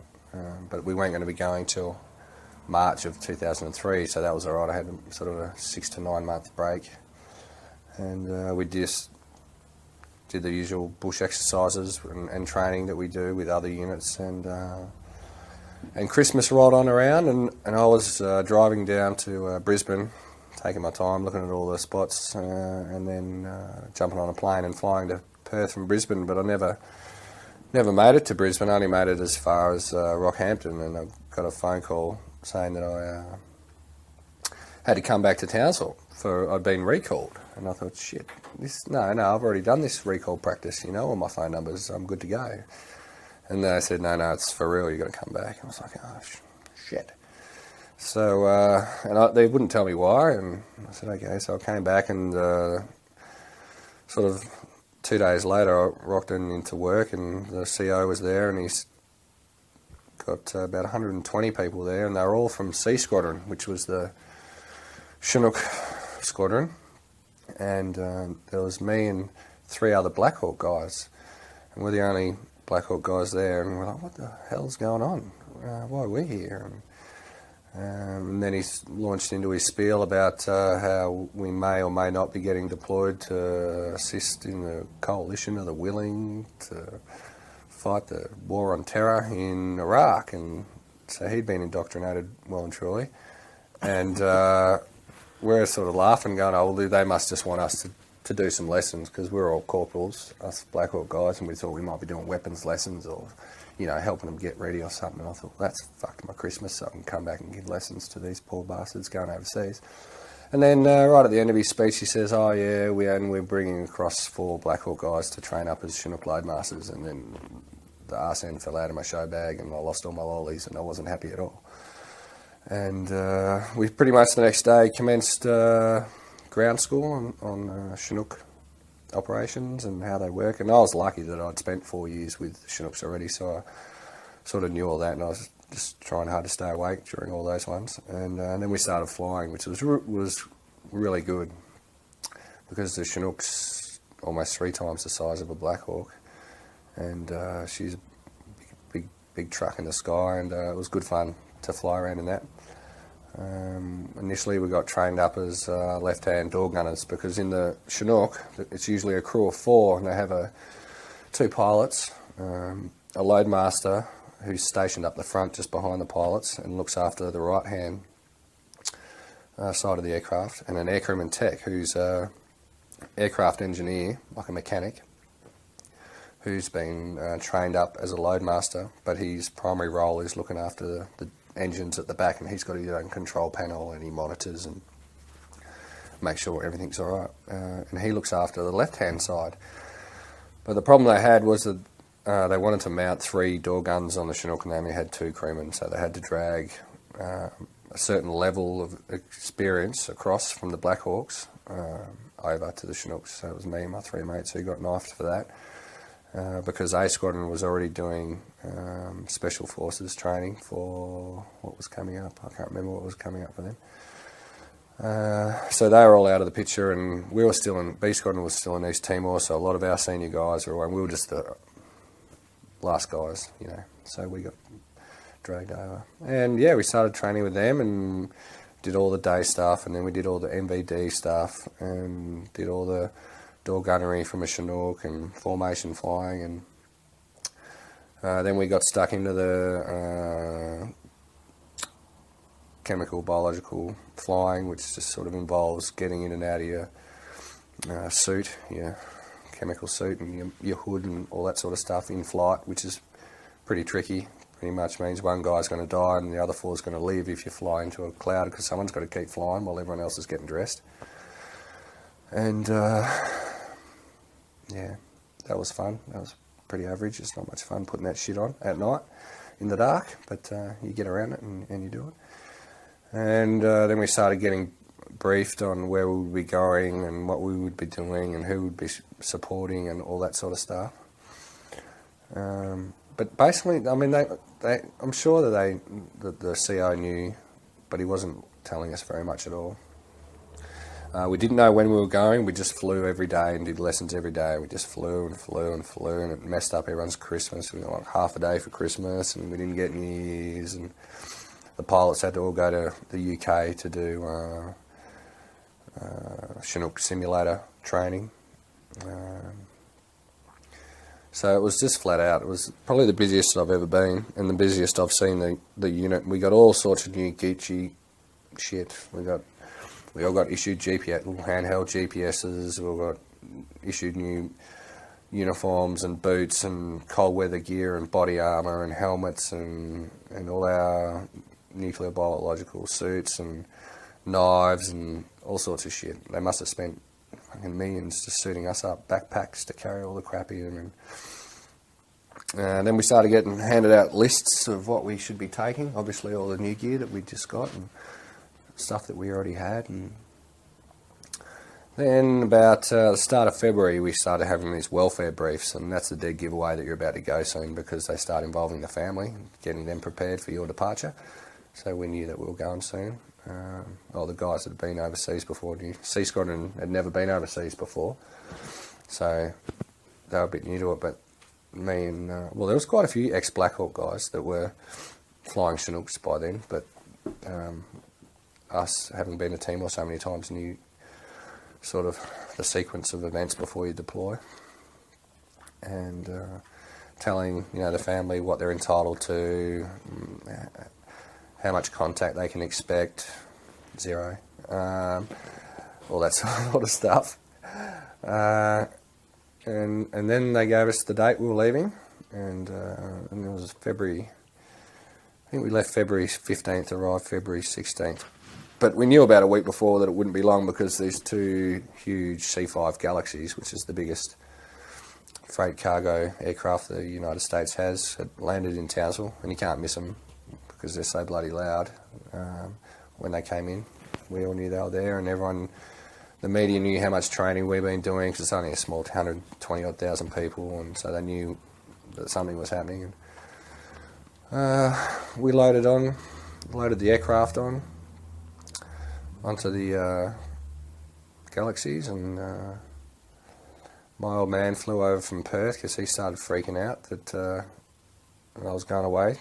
We knew that by now. We knew that we were going to somewhere in the Middle East to fight in or against Iraq, and so he came over, and the day we were leaving, it was all very teary-eyed, and everyone's hugging and kissing wives and kids goodbye and shit, and my fiancée and I had done it a few times, but with my Timor deployments, but not sort of off to a war. So it was pretty awkward. It was a strange feeling. And then that was it. We took off out of Townsville and landed in Darwin and refueled. And then from there we went to Diego Garcia, which is sort of south a fair way from the tip of India, in the middle of the Indian Ocean. This was in a C5? In a C5, yeah. And then from there we went and landed in Qatar, got some more fuel, and we all stepped outside into the Middle East winter, February, still winter over there, and the dust storms and all the shit that goes with being in the Middle East. It was pretty impressive. And then we took off for our destination, which was Jordan, and we're at King Faisal Air Force Base, which is near Al Jafar, right smack in the middle of Jordan. Yeah, sort of between Amman and the coast. Well, the southern coast, not the western coast.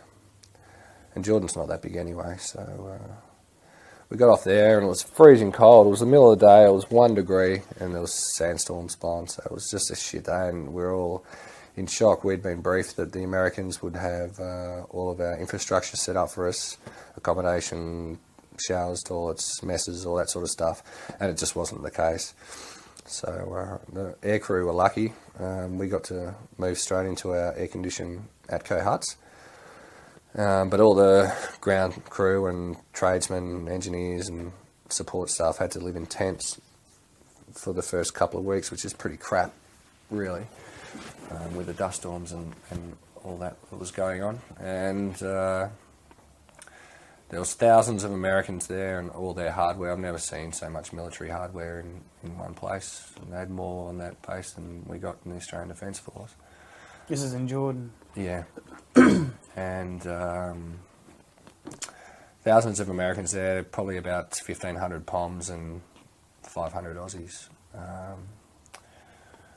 Yeah, the engineers went to putting the aircraft back together and getting them ready to fly, and once they were back together, we started our desert training, because there was nowhere really we could train for those sort of conditions other than there. So we had to wait for the winter to pass anyway before the war would start, and yeah, so we started training and kicked it off, and we toured the American lines and all their aircraft, and did the same with the British, and we did a lot of lessons on how to fight in a coalition with them, and how dangerous it is for us to fight alongside the Americans and the British.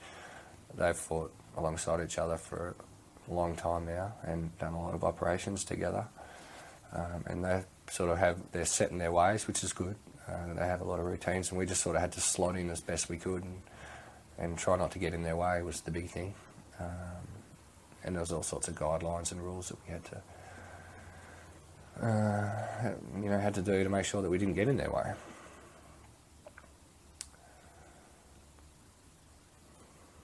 Is that it? No, it's not it. There's heaps more stuff. And don't stop, man. And yeah, well, we trained, did lots of lead-up training. We were there to support our special forces. We were co-located with the SAS, and we started training with them. They hadn't done much Chinook training. They were mostly Blackhawk training. So we trained extensively with them. Although it's basically just a truck. You can't winch out of it. You can't fast rope or rappel out of a Chinook. So we just did a lot of aircraft familiars with those guys, and learnt how to load and unload their vehicles, their long-range patrol vehicles and the like, and got ready for the water start. Our job basically was to run supplies from where we were up the middle of Jordan to another Air Force base called H5, and then turn right and head towards the Iraq-Jordan border to the Western Desert, which is where our special forces were based. And we never crossed the border because we didn't have sufficient electronic warfare protection to be able to protect us against any surface-to-air missiles that the Iraqis had. So we never actually went into Iraq, which is good, I thought. I didn't really want to go over the border and start getting shot at. More so by the Americans, because they were shooting at everything.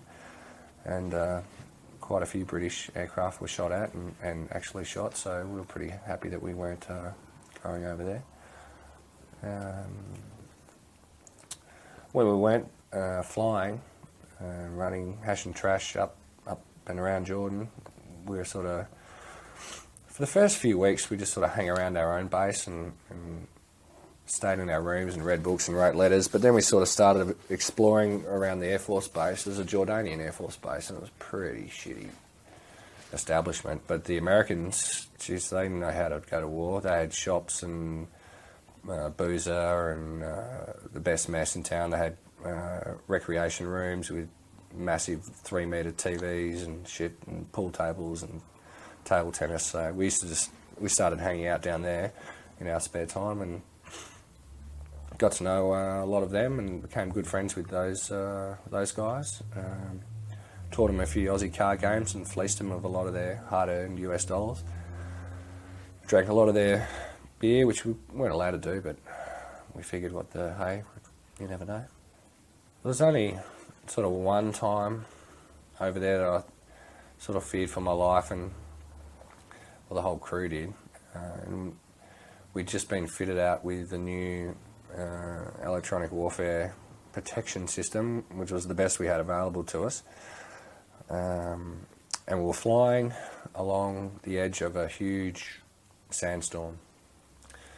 And the radar that comes with this protection system, it talks to you and tells you what's happening. And it gives you a left or right, then a clock ray direction. So it'll say left, 9 o'clock, and then it'll tell you what it is and what it's doing. So, it'll give you a missile description and whether it's just sweeping or tracking or it's launched. And we got the first warning, which is just the sweeping warning. We got that for about 5 minutes, and we thought, well, we're in Jordan. No one's going to shoot at us in Jordan from over there. There shouldn't be anyone over there. And then it started saying tracking, which meant that they've locked onto us, and if they wanted to, they could launch. And then that went on for a couple more minutes, and we thought, oh no, it's just someone painting us up, checking us out, seeing who we are. And then we sort of put it in the back of our minds as just this annoying noise. And finally it said, SA7 or SA, I can't remember what it was, left 9 o'clock launch. And because there was this big dust storm, only a few hundred metres out to our left that we were flying along, and our flare system, which was so good, which was just us pressing a button as opposed to a computer thinking about what it needs to do to beat a missile.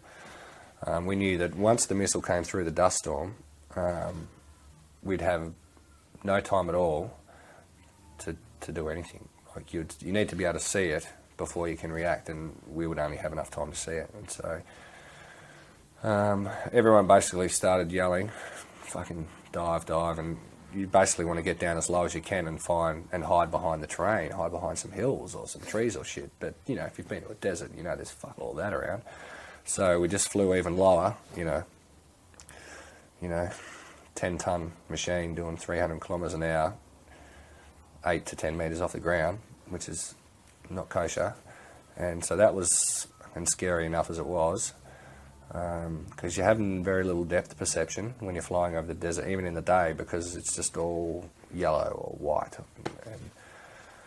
and you know, and nothing came of it, and no missile came, and we blew off the rest of the mission, and everyone was just not saying anything the whole way back, and we went back to our base, back to the Air Force base, and we landed, and everyone sort of got out and go, fuck, you know, what the hell? Why are we getting missiles launched at us when we're in Jordan still? That made me think for the next couple of days, you know, why the fuck am I here? Why, you know, and that's when I really started to, I took for granted what they were saying as to why we were over there. I just thought, yep, no worries, whatever. You know, I'm in the army, you know, send me away, let's go. And I took all of what they said on board, you know, that what Hussein was doing, but after that, I just thought, no, why? It's all wrong. I shouldn't be here. You know, we're not really achieving anything. And I thought about it all differently after that. But anyway, that Gucci bit of equipment that the Aircraft Research and Development Unit had given us for the electronic warfare protection system had been programmed wrong. So that fucking warning that we'd been getting could have been someone turning on their microwave. A radio, anyone that's had any sort of microwave emitting machinery was triggering our radar.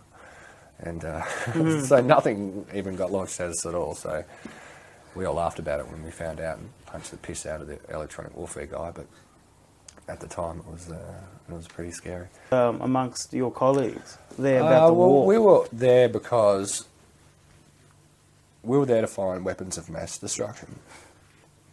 And apparently there's none there, so I've been told. And if that wasn't good enough, then we were there because Hussein was going back to killing Kurds, and he was running black market oil out of the country, and he was impeding the no-go zones in the airspace. So theoretically, that in itself was good enough to go back in there and kick him out.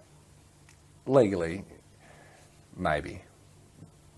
But the UN didn't sanction it, so obviously not.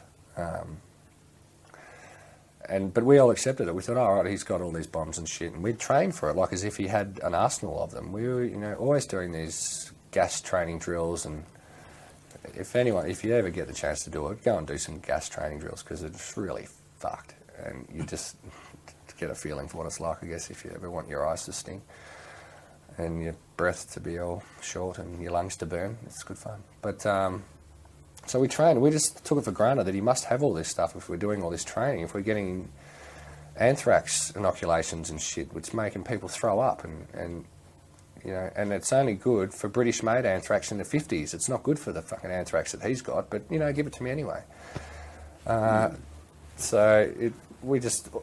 We all believed what we were being told, and we all thought we were going to, you know, go and free the oppressed people of Iraq from this dictator, and you know, But after a little scare, I just started thinking, well, you know, he's going to replace him.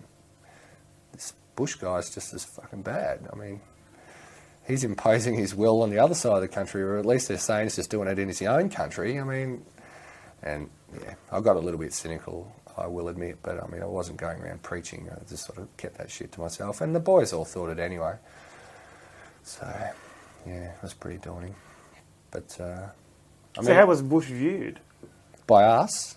Oh, he was just a goose. No one, yeah, to us he was just a clown, mate. And, you know, and it made us feel worse that Johnny had gone in with him. It's like, well, it's the blind leading the blind, mate. come on, and why are we risking our lives for something that's just, you know...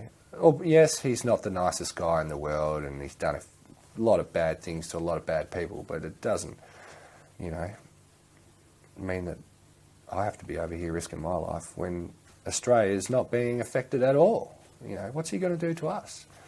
Nothing. Oh, but he's giving arms to the terrorists. Yeah, the terrorists you can't find in Afghanistan. Yeah, you know, and everyone, it just felt like they were chasing their tails and we were the ones doing the chasing for them, and it just wasn't worth the risk. But and I think that was the clincher for me and a lot of other guys when we got back to get out, was that, you know, enough's enough. And that's a lot of guys don't stay career soldiers anymore because the entry levels for defence are a lot higher than they used to be. So they get in educated people in the Defence Force, and they know when, smart people know when they're being hosed over, so, and they're not going to stand for it. So they get out, and the Defence Force suffers. Oh. There's a high turnover of people? Oh, it's a huge turnover of people, yeah. Yeah, definitely. I mean, I only left 7 months ago, and the guys that were tubes when I left, they're the senior guys now. 7 months, and they're at the top of the ladder already. It's like, shit, I had to wait 4 years. And that was considered fast. Were you surprised that there were no casualties? Yeah, definitely. I expected to be bringing back dudes in body bags for sure. But, you know, it didn't happen, and I think we all expected to see some form of death because we were all expecting to be rained on by some sort of biological warfare. But it never happened, you know, we're all, obviously because of, you know, whether it was there or not, I don't know, but yeah, that was it. We all thought that, yeah, we're going to war, we're going to fight the Iraqis, we might get shot down, we're not going to Iraq, but we might get shot down anyway, and we all thought the worst, you know, might happen, but yeah, no, we never got to see any sort of death, no dead bodies, nothing. The base camp you were at in Jordan, Mm-hmm. was that that was basically defended by Americans, right? They provided the base security and things like that. No. The Jordanians did, because we weren't even supposed to be there. King Faisal told the Jordanians that there were no coalition forces in Jordan, which is hard to believe when there's all these military aircraft flying in and out of his air force bases all the time. So the Jordanians provided the security for the Air Force base, and then the Australian commandos provided the security for the Australian compound, and the British, same, had their own security, and the Yanks had their own security. So each compound was independent. We were probably a kilometre away from the Americans, and the Poms and the Americans were sort of right next to each other. So yeah, we had our own security, and we had roaming patrols of the commandos that were there to look after us, which was good. Yeah. So, but it was always interesting going into the American compound and seeing these young kids. You know, they're 17, just armed to the teeth, and all I had was a washing bag. I wanted to go and use the washing machines, but I couldn't because my vehicle might be a threat. And you're just like, mate, come on. I'm going to do my laundry. But they're a different breed, and they're just, yeah, they're so patriotic that I'm sure that brainwashes them all, you know. Probably 1 in 10, you know, was capable of thinking for themselves and having an opinion other than what had been preached to them. And it was just, yeah, I was more worried about getting shot in the American compound after the war than I was about driving around, you know, the base and running into Jordanians or something like that. Or, you know, I was just always cautious when I walked around there. Were there any incidents? No, not on our base. I'm sure there was somewhere else, just because of the way they were. But no, not on our base, and not at H5, which we frequented almost every day, which was a few hundred k's north of us. But it was daunting to say the least, just the way they carried themselves and got around and the way they acted. How did they act? How did they behave generally? Well, they like we all ran amok when we had time off, and it's just I didn't think they didn't come across as sort of professional or as well trained as us, and I think that's because of the way they are trained. They're all so specialised that, you know, for example, the guys that drive the trucks, that's all they do.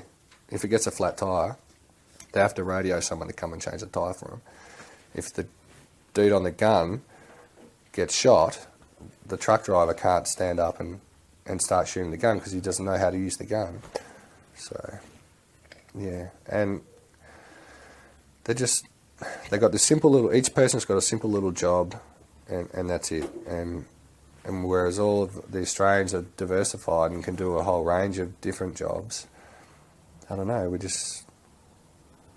and our average age is much higher than theirs. I mean, I guess their recruitment strategy is different than ours, and they just suck these young kids off the street, like we do too, but I think our entry level is a little bit higher than theirs, and yeah, it has to be seen to be believed, really, to the difference. The British were very, very professional. They were a good bunch of guys to work with, not too dissimilar from us at all. What do they think of the Americans? Same as us, yeah, stay away from them if you can. Don't fly near them or around them. So.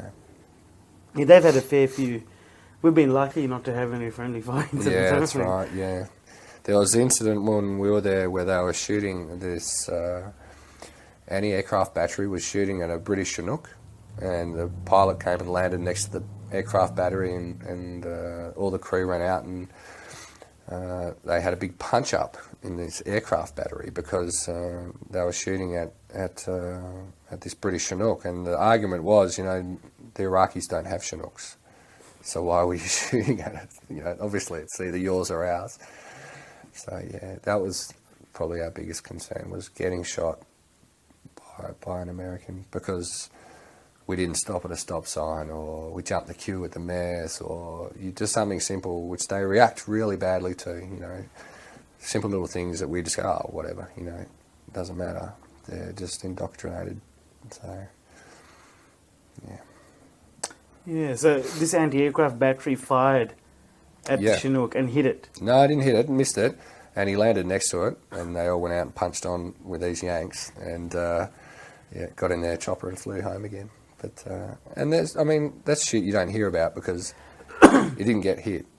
No one lost their life. You know, we hear about it because we fly Chinooks, and the British Special Forces Chinooks were co-located with us, so we hear all the shit that goes on over the border. And the Poms went over the border because they had all the good stuff like the Americans did, but we didn't. So, yeah. Did you see this, or you'd heard about this? Oh, we heard about it. Yeah, a couple of days later. The intelligence reports we were getting on progress in the war was pretty good. There was rooms you could go and sit and watch the latest footage of what's going on, and then, you know, that night you'd see it on CNN, sort of thing. But we'll get actual footage, live feeds and shit. So, we weren't there, but we were close enough. What's it like being there and hearing all this news footage about the war? Yeah. I mean, was there a lot of crap you'd see? You know, in the sense of the way they were portraying it here in Australia and stuff like that? On the news? Yeah. Yeah, it was all CNN and BBC and stuff like that. There was TVs everywhere. And we didn't have we didn't have internet or mail or phone back to Australia until the war had finished. So there was almost 2-month period where we didn't know what was going on back in Australia. The supply lines hadn't been set up or established well enough yet to handle for the volume of mail, so we weren't getting any mail because I was still bringing over stores. So we didn't know what was going on back home, but just the sheer amount of coverage of the war was, it was too much to take in. And then we would get briefed about all this stuff, and then the next day we would see it on the news. Oh yeah, that's that place we got told they were going to smash last night. So it was just PowerPoint presentations of buildings and villages and towns that were going to get hit the next day, and then the following night on CNN we'd see it all again after it had been hit, and you're just thinking, shit, it's just it was just, why are you telling me all this? Just let me do my bit. I don't need to know all this. And and it would go into detail about where the missiles were coming from, who was hitting it, what they were hitting it with, what expected casualties and all this sort of shit. And then the next night after it had happened, you'd see it on the news. And it was just a strange feeling, So. The Americans who were in the Western Desert area, well, were next to you in the compound. Yeah, the Americans in our compound were, once the war started, the issue they had at the start of the war and before the war was where to put all their hardware. So they filled up all the, neighbouring countries' Air Force bases with their gear. And then once the war started, they started moving it into Iraq and taking over their bases and stuff like that. So they all left. I mean, they had, I don't know if you know what the Herc gunships look like and stuff like that, with the big howitzers hanging out the side of them. And the AC-130. Yep, they had Spectre, is it? Yep, Spectra. Yeah, and they had the Spectras there, and they had a lot of F-15s there, and what else did they have? Oh shit, there was heaps of shit there. But once sort of once the war started, that all pissed off, and all the Americans had there was these King Air surveillance aircraft, which they used for radio jamming and surveillance, and everyone else, the thousands of other guys that were there were just rear esh bloody operations people. We were at the Western Desert Joint Strike Force Centre, so there was a lot of high-ranking boffin decision-making people there, but because they're like I was saying, they're so specialised. There's guys there that just set up tents. There's guys there that just check water. There's guys there that just check fuel, and then there's another guy that pumps the fuel, and there's another guy that pumps the water. So there's just so many of them, whereas we'd have one bloke that does all 5 jobs, sort of thing. Yeah, so they're all still there, and yeah, completely forgotten your question. The Americans, what they did there. Oh, in the Western Desert? No, I don't think there was many of them in the Western Desert at all. So, not to my knowledge. I know that they certainly, from their northern bases in Jordan, flew a lot of strike missions into there with their fighter jets and their bombers and their attack helicopters as well, and their tank buses and all that sort of stuff. They flew a lot of missions out of Jordan. And there was a corridor of traffic, and whenever we landed at H5, which was sort of in the middle of this corridor, and H4, which was on the border, it was just a constant stream of jets flying to and from Baghdad, bombing the shit out of everything that they could. What could you hear? I mean... We couldn't hear anything. We couldn't hear any explosions, no fighting, nothing. We were, literally 1,000 kilometres away from the war. But we didn't hear anything. Did you have any interaction with the local population in Jordan? I got chosen to do an airport run from Al Jaffa to Amman. There was 2 cars, 2 Hertz hire cars, so that we sort of blended in a bit more, and we wore our civilian clothes so that we fitted in. We had to take one of our guys, his father, had a turn for the worse, so we had to get him to the airport so that he could get back to Australia.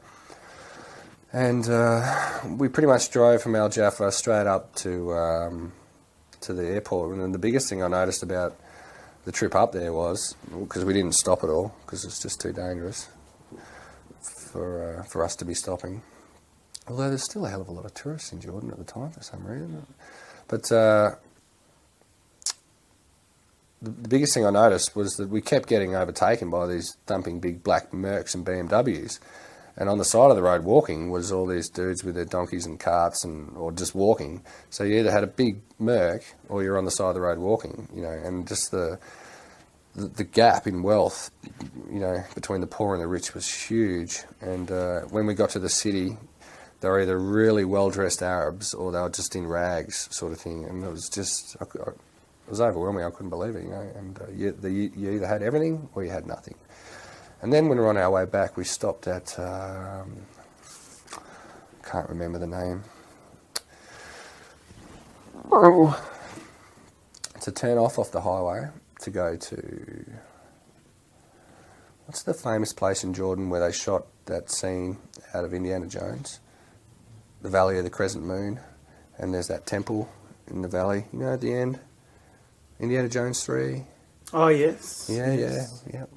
Sean Connery. Yeah, that one? the German ones, yeah. Yeah. I was there. You were, I was deep in the streets, yeah.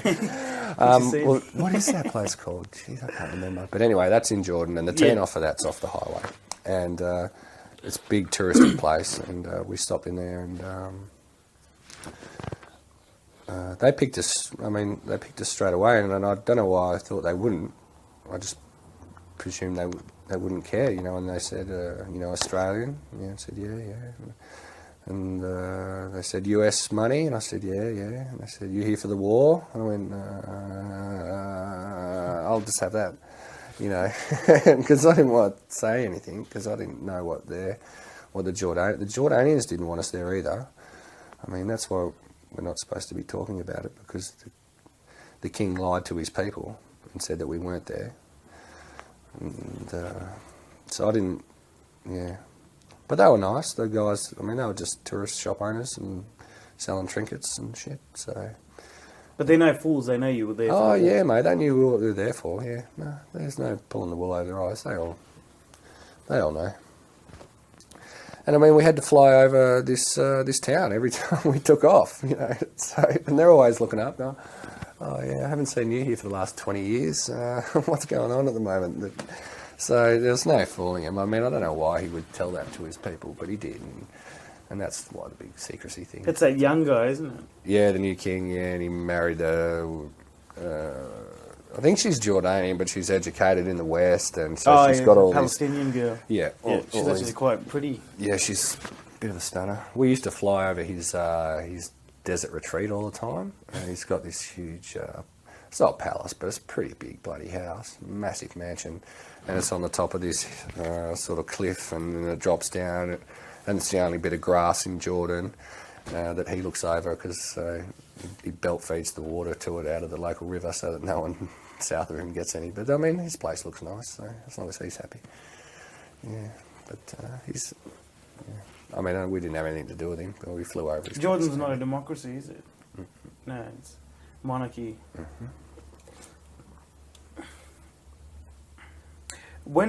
So once the American invasion had started, obviously you were keeping track with some of the things because you'd had the access to the TVs. Oh, well, we had the TVs were sort of just reconfirming for us what we'd already been briefed was going to happen. We knew the night before everything happened what was going to happen, because our intelligence officer would sit in the intel room and suck it all in, and then he'd come back and we'd do up a PowerPoint presentation of all the places and that we're going to get hit, and the expected, you know, time, casualties, enemy forces. So we knew everything. All right, can you give us a rundown like this on this PowerPoint presentation? Like, to your memory, how many places were they going to hit in that first day or whatever? In the first day, was pretty big. They pretty much launched about 75% of the Air Force or the aircraft flew the first day. And the Navy didn't use as many cruise missiles as they did in the first one on the first day, but they did use a lot.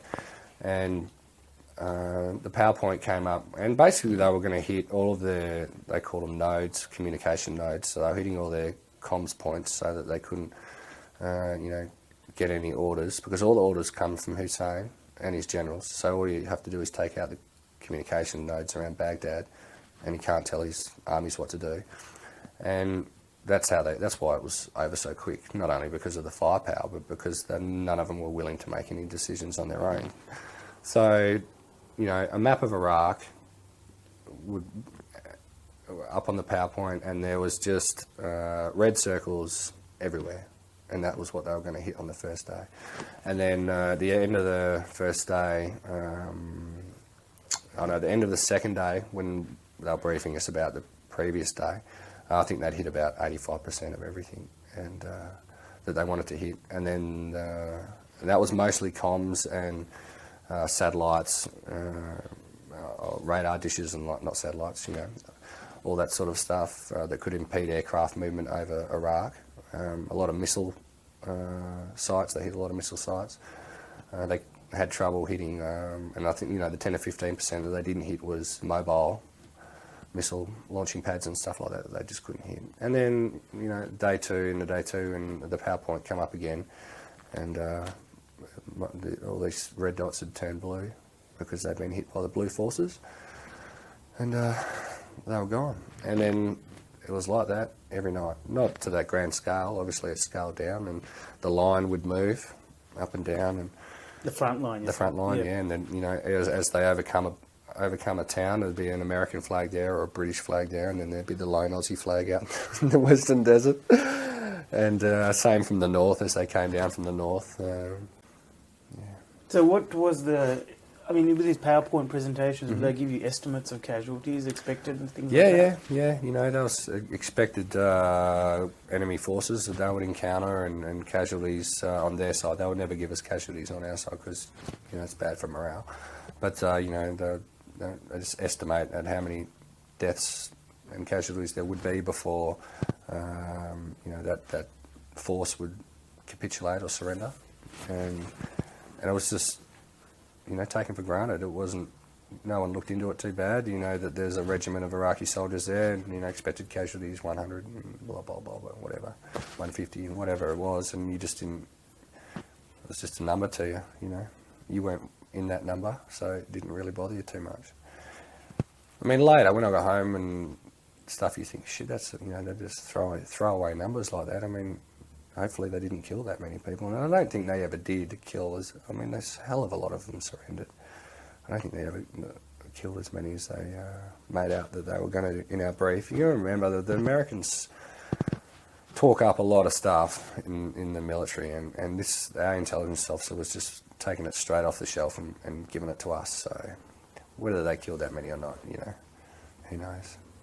No, I mean, I presume while the war, of course, was going on, you were busy doing your own stuff as well. Yeah, we were flat out flying, resupplying the guys, non-stop, every day.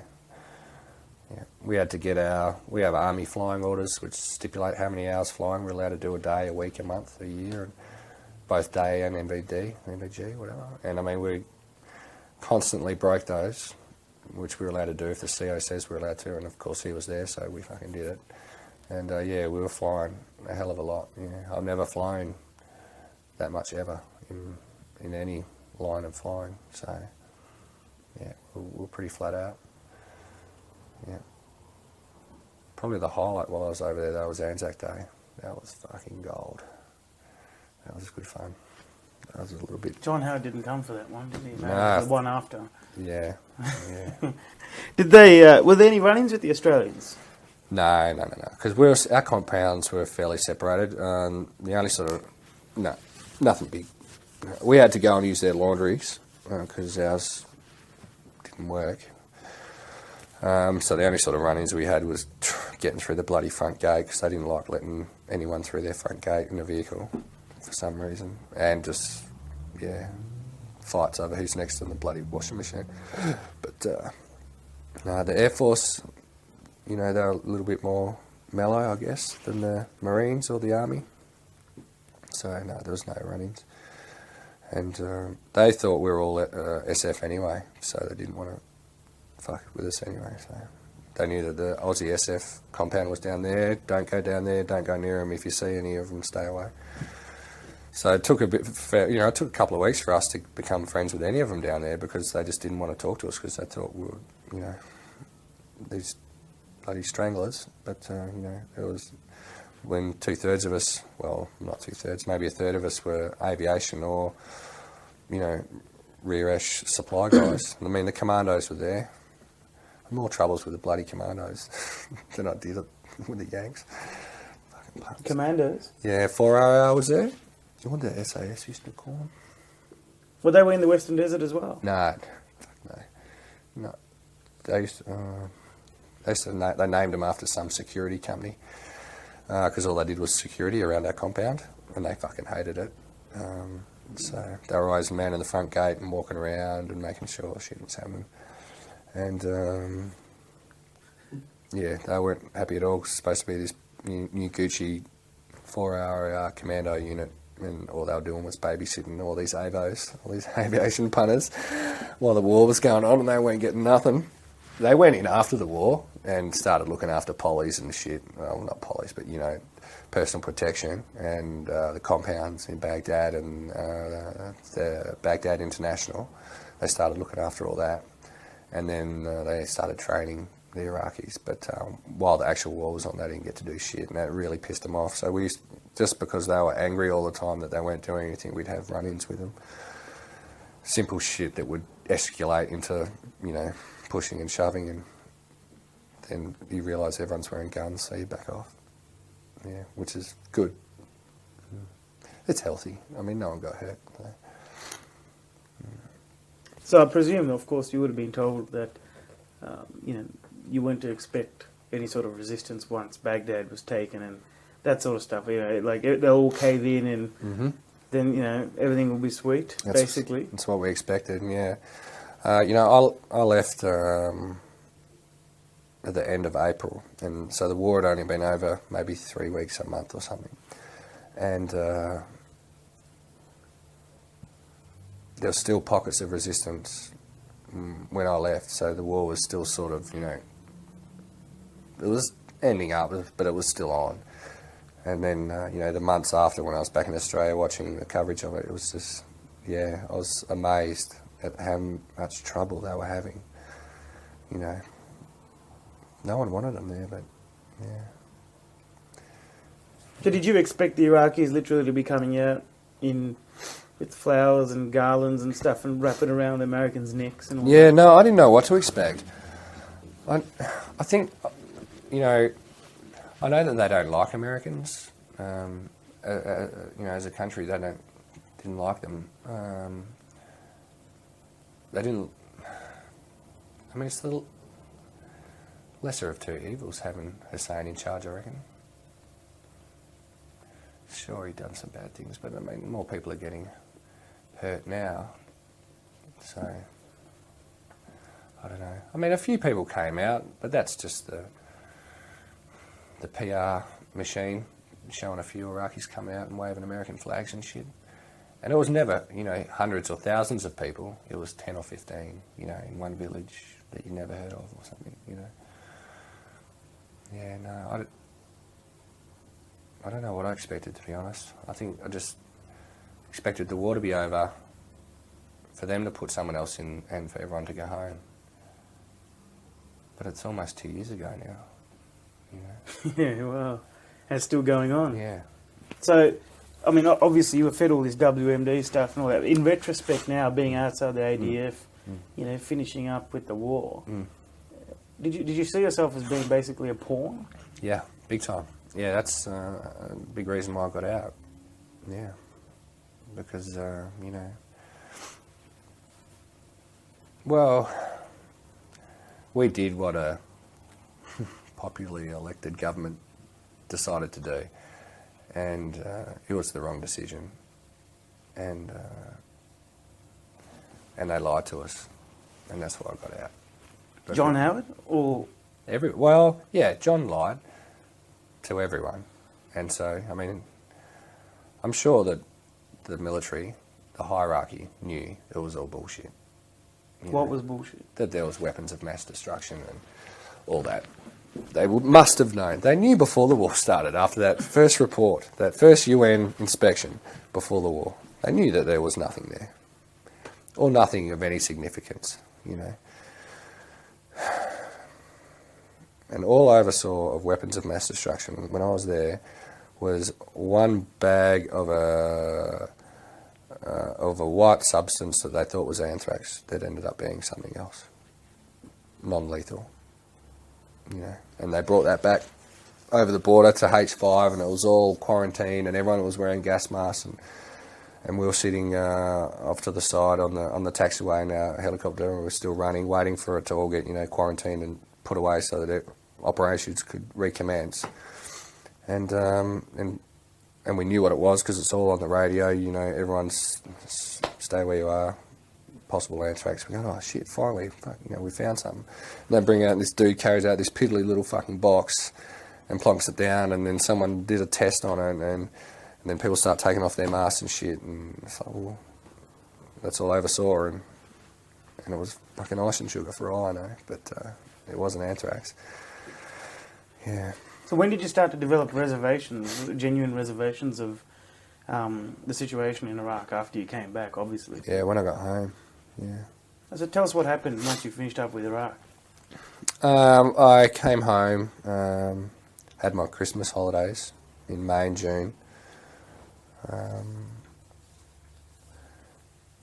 Found it hard to talk to friends and family because they were all of the opinion that we shouldn't have been there.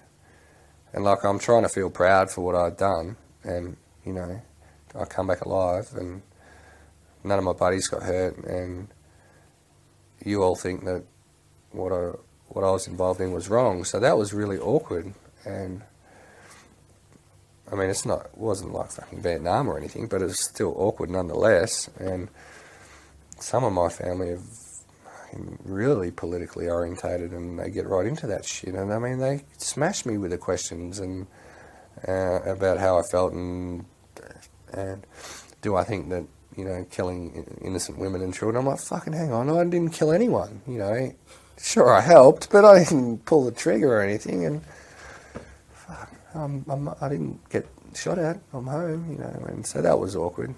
They were throwing direct questions like that. Oh yeah, they had no shame, mate. Yeah, it's like question time at fucking Parliament House around my table, I tell you. And so that was really awkward. And then as a result, I didn't speak to anyone about it, and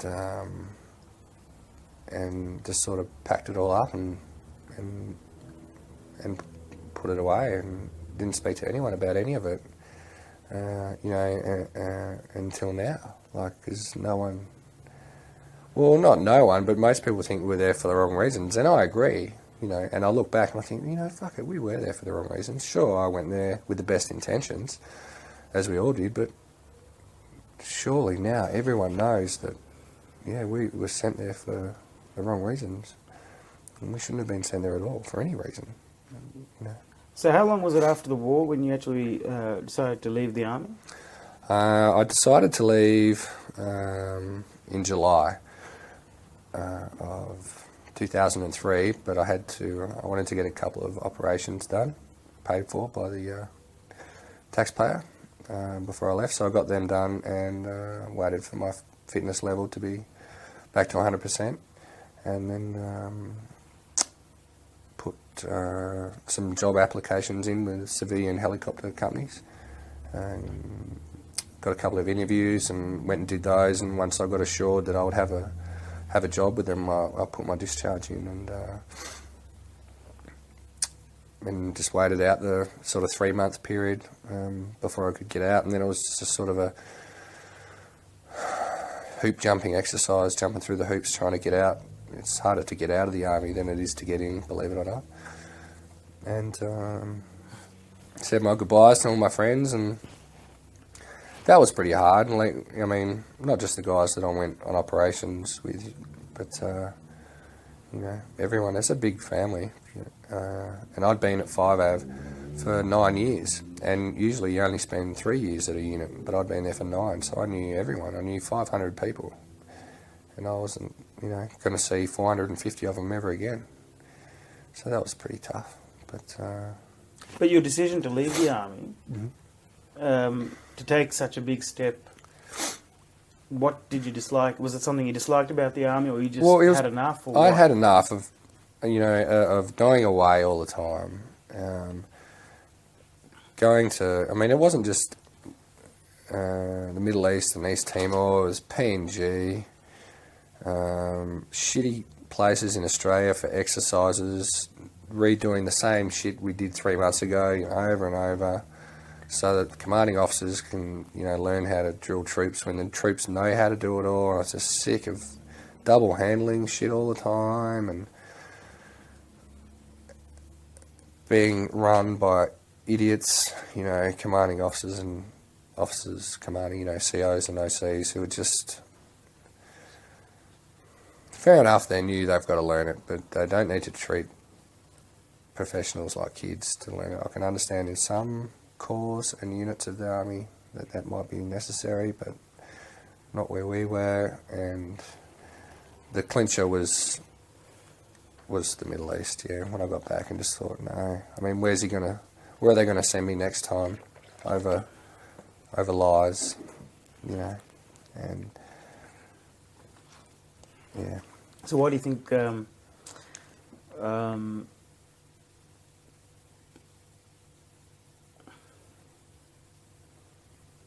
why do you think there was an invasion of Iraq? What do you think now the reason is? The reasons, I think there's many. I think the primary one was that he was having no luck in Afghanistan finding Al-Qaeda. So he had to blame someone, and it was easy to blame Iraq. Whether they did or didn't finance any of the 9/11 stuff's irrelevant, because it's been proven that the Saudis financed most of it. So they're wrong there. And secondly, I would say probably for the oil. In fact, I would say definitely for the oil. Yeah. And if they had said that in the start, we probably wouldn't have gone. But you can't get people to do stuff they don't want to do, so you're going to have to lie to them. Now, the Australian Defence Force, or the Army for that matter, I mean, are they seriously split on what's happening in our roles? Is there any digression of views in a bigger way? Only at the discussion level around the table, because there's not going to be any sort of mass movement of, revolt of troops who aren't happy that we're in the Middle East or anything, like that, because it just gets squashed in the head. They just stop you talking about shit like that. It never comes up in briefs or in conversation. Do you think we should have, it only happens in crew room banter or, out bush when you're sitting around bloody fire late at night or something, if you're lucky enough to have a fire.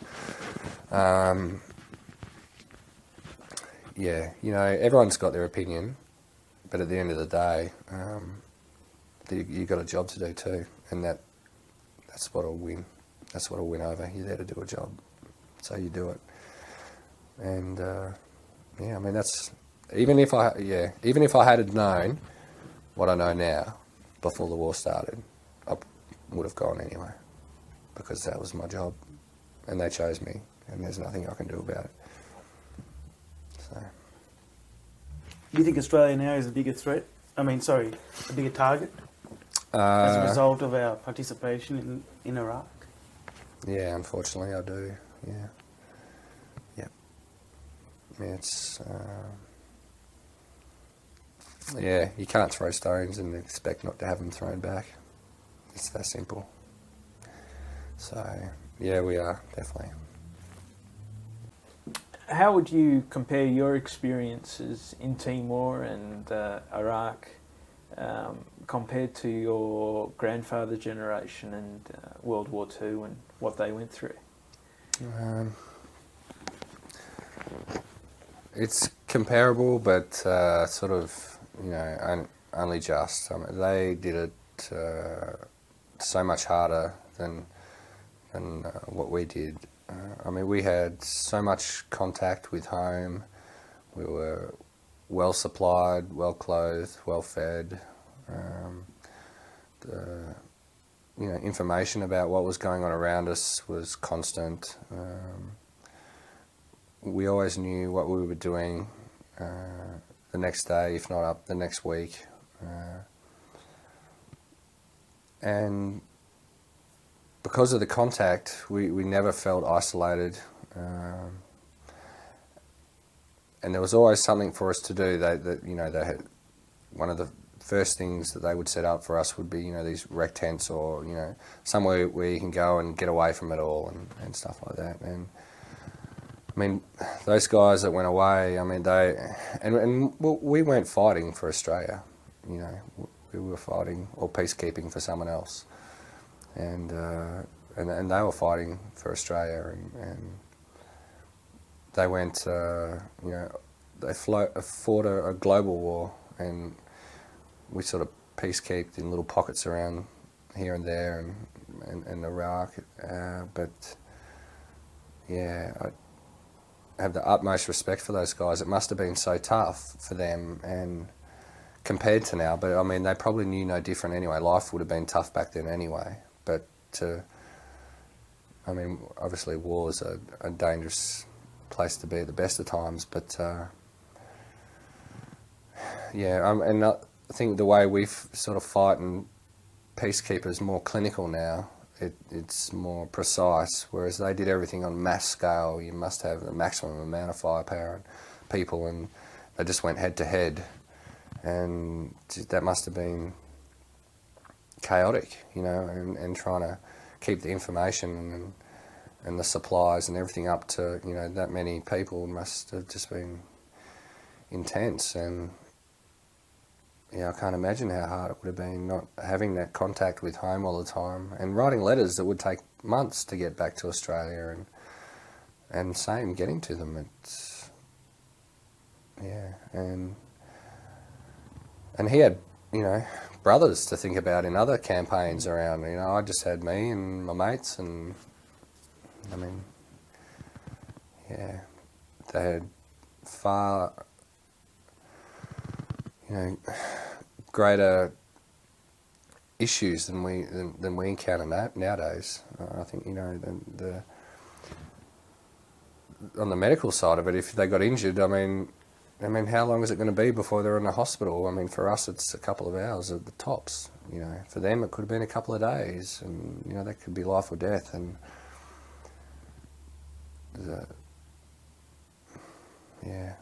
they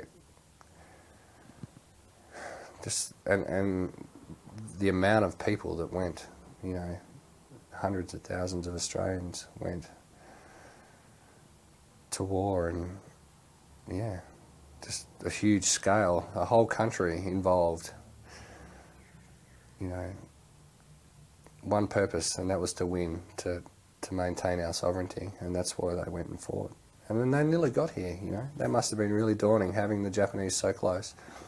When Singapore fell, I reckon everyone in Australia would have been shitting their pants, because, that was the last jewel, and it fell. And whereas we've never experienced that, since then, really. I mean, the hardships of going to war and all that, I'm sure, Korea and Vietnam and the first Gulf War, and even the second, and whatever we've been in since, but we've never had anyone come at us like that before, and to be part of that must have been, I don't know, it would have been huge to take that on, and I've never felt that, it's always been peacekeeping and trying to find the enemy, as opposed to they're coming to get you. And in the Middle East was just resupplying the good guys so that they can go and get the bad guys. We've never been on the back foot. I was never, being pursued by an enemy like they were back then, like Granddad was. And yeah, it must have been scary times for them, especially at his age, 15, 16, fighting the Japanese in PNG with a rifle that didn't fire 100% of the time, and a first aid station that's a kilometre and a half away, but it'll take you 2 days to get there, up and down the mountains. And yeah, no, it's hardly comparable, but only on the death and destruction side, I would say. Everything else is not comparable, because they just did it so much harder than we did. With all the technology nowadays, it's so much easier to press a button. Back then you had to, send in regiments of men, and yeah, I don't envy them at all. and I respect them. Yeah. And anyone that's ever been anywhere deserves respect for what they've done, but the further back you go, the harder it got, you know. Doesn't matter how far back you go. But, yeah, Jesus, getting on a ship, sailing for a couple of months to the other side of the planet, yeah, to fight someone, that must have been pretty crazy. Especially the guys that went all the way to Europe, you know, I mean, yeah, eventually, if we didn't fight, maybe, possibly, oh, I don't know, the Germans may have got here, but the guys that went and fought the Japanese, shit, they were coming for Australia, and, yeah, you certainly would have had motivation to keep fighting, I think. Whereas I think we sort of lacked that motivation to a certain extent. We're all there to do our job and do it well, and we did. And Australians always do, I think. You know, I feel I'm pretty proud that, you know, we always, when we go somewhere, we do a good job. But yeah, no. I wouldn't put myself in the same league as those guys. No way. They're way, way above me. Do you think, though, with being in the military and going through what you have been through, that you understand a bit more about what they would have gone through? Yeah, certainly. Yeah. To a certain extent, yeah, definitely. Their hardships will be tenfold on what mine ever were. But, I mean, not having anyone, you know, I've never been shot at. I've thought for 5 minutes that there was a missile chasing me, and that was scary enough. But, yeah, it does give me a window into what they, you know, would have experienced, and certainly all the training and all the lead up that you go through for these sort of things gives you an insight. But yeah, completely different and hard to compare, but it does give you, yeah, some sort of parallels you can draw there. But no, they did it hard. They did it much harder. Yeah, that's for sure. And your uncle, who was in Vietnam, basically doing the same job you were doing, you must feel even closer to what he went through. Yeah, definitely. Yeah, he would probably be the easiest to talk to about it, because it was probably the most similar sort of operation. Yeah, he's definitely the easiest to talk to. He saw a lot more than I ever did, but we did see the same levels of sort of, you know, disaster and chaos, and it affected him a lot more than it affected me. But yeah, it's very easy to talk to him about things that, you know, about aviation and helicopters and things that you do from, I mean, they did all the stuff we did. I mean, they did all the door gunnery and the fast roping and rappelling and winching. They did all that in Vietnam, and we did it in East Timor. And so it's good to compare, and it's good to talk to him about it. And he does open up a bit more with me, I find, than most other people. But only when he's, you know, it's just me and him. Whenever it's the family, he, you know, I don't even bother, because it would just be rude to try and to weasel stuff out of him in front of people, you know. I just start whenever it's just me and him, which is rare because I hardly ever see him, but on the couple of occasions that I have, I just start talking about stuff that I did, and then he'll just burst in the song, you know, and then we'll just go for hours. So it's really good. And I think he enjoys it too, because it's an outlet for him, because obviously he suppressed it and got his life back on track because it was an issue for him. But it's good to have that release. You have to talk to someone about it, I guess. Did they offer counselling for the troops when they came home or anything like that? Or Yeah. I'm still waiting on counselling from my second trip to Timor. So, yeah. They get to you when they get to you, mate. And they're not going to get to me because I'm not there anymore. But there's not enough psych people in the Defence Force to cover the amount of deployments that we're on at the moment. And when you get units like the Special Forces and aviation and infantry that are constantly getting rotated overseas, you just get lost. It's too hard for them to catch up, and it's not the Psych Corps' fault or anyone's fault. It's just that there's not enough of them, and we go overseas too much, or we go and exercise here too much, and we just spread everywhere that it's too hard for these people. And yeah, we got a little tiny smidgen of counselling before we came home. Nothing too much. It was a group session. Normally they get you by yourself and make sure you're not twitching and stuff when they say bang, you know. But they do a good job. I was very impressed after my first trip to East Timor, because I wasn't having issues, but I did have questions about you know, how I was feeling and stuff like that, and wasn't normal. And when they do get you, they do a marvellous job. They really are, and they're really personal and confident, and they know what they're doing. And it's the same before you go with the welfare briefs. You know, they educate the family, you know, who, you know, 50% of the time knows nothing about the army, except that's where Dad goes at 7:30 and that's where he comes from at 4. And so they do an excellent job. It's just they can't get to everyone, you know. So, yeah. You found it worthwhile though, that session? Definitely, yeah. Is it too much or too personal to ask what your questions were? Or? I just, you know, when I got back from East Timor, I had queries about, I mean, I knew why we were there and all that. I just had sort of questions about why I was feeling strange, surrounded by people again, and because you get used to having nothing, you know, no TVs, no electricity all the time, no hot water all the time. You know, you just get used to going back to basics, but still operating at a higher tempo than you would back in barracks. So you've got less, but you work more, and the difficulties that you have. And I just had questions, you know, like, well, is this normal? Should I be feeling like this when I'm surrounded by people at the shops, or when I'm driving in the car with friends and everyone's having a good time? And, you know, is that normal? And am I freaking out? You know, have you got some tablets? No, it was never that bad. And then, you know, they just explain to you, look, you know, you've been away for a long time, you've been working 24/7, flat out, in, you know, albeit it was a combat zone, but I mean, there was not much combat there, but, you know, that tempo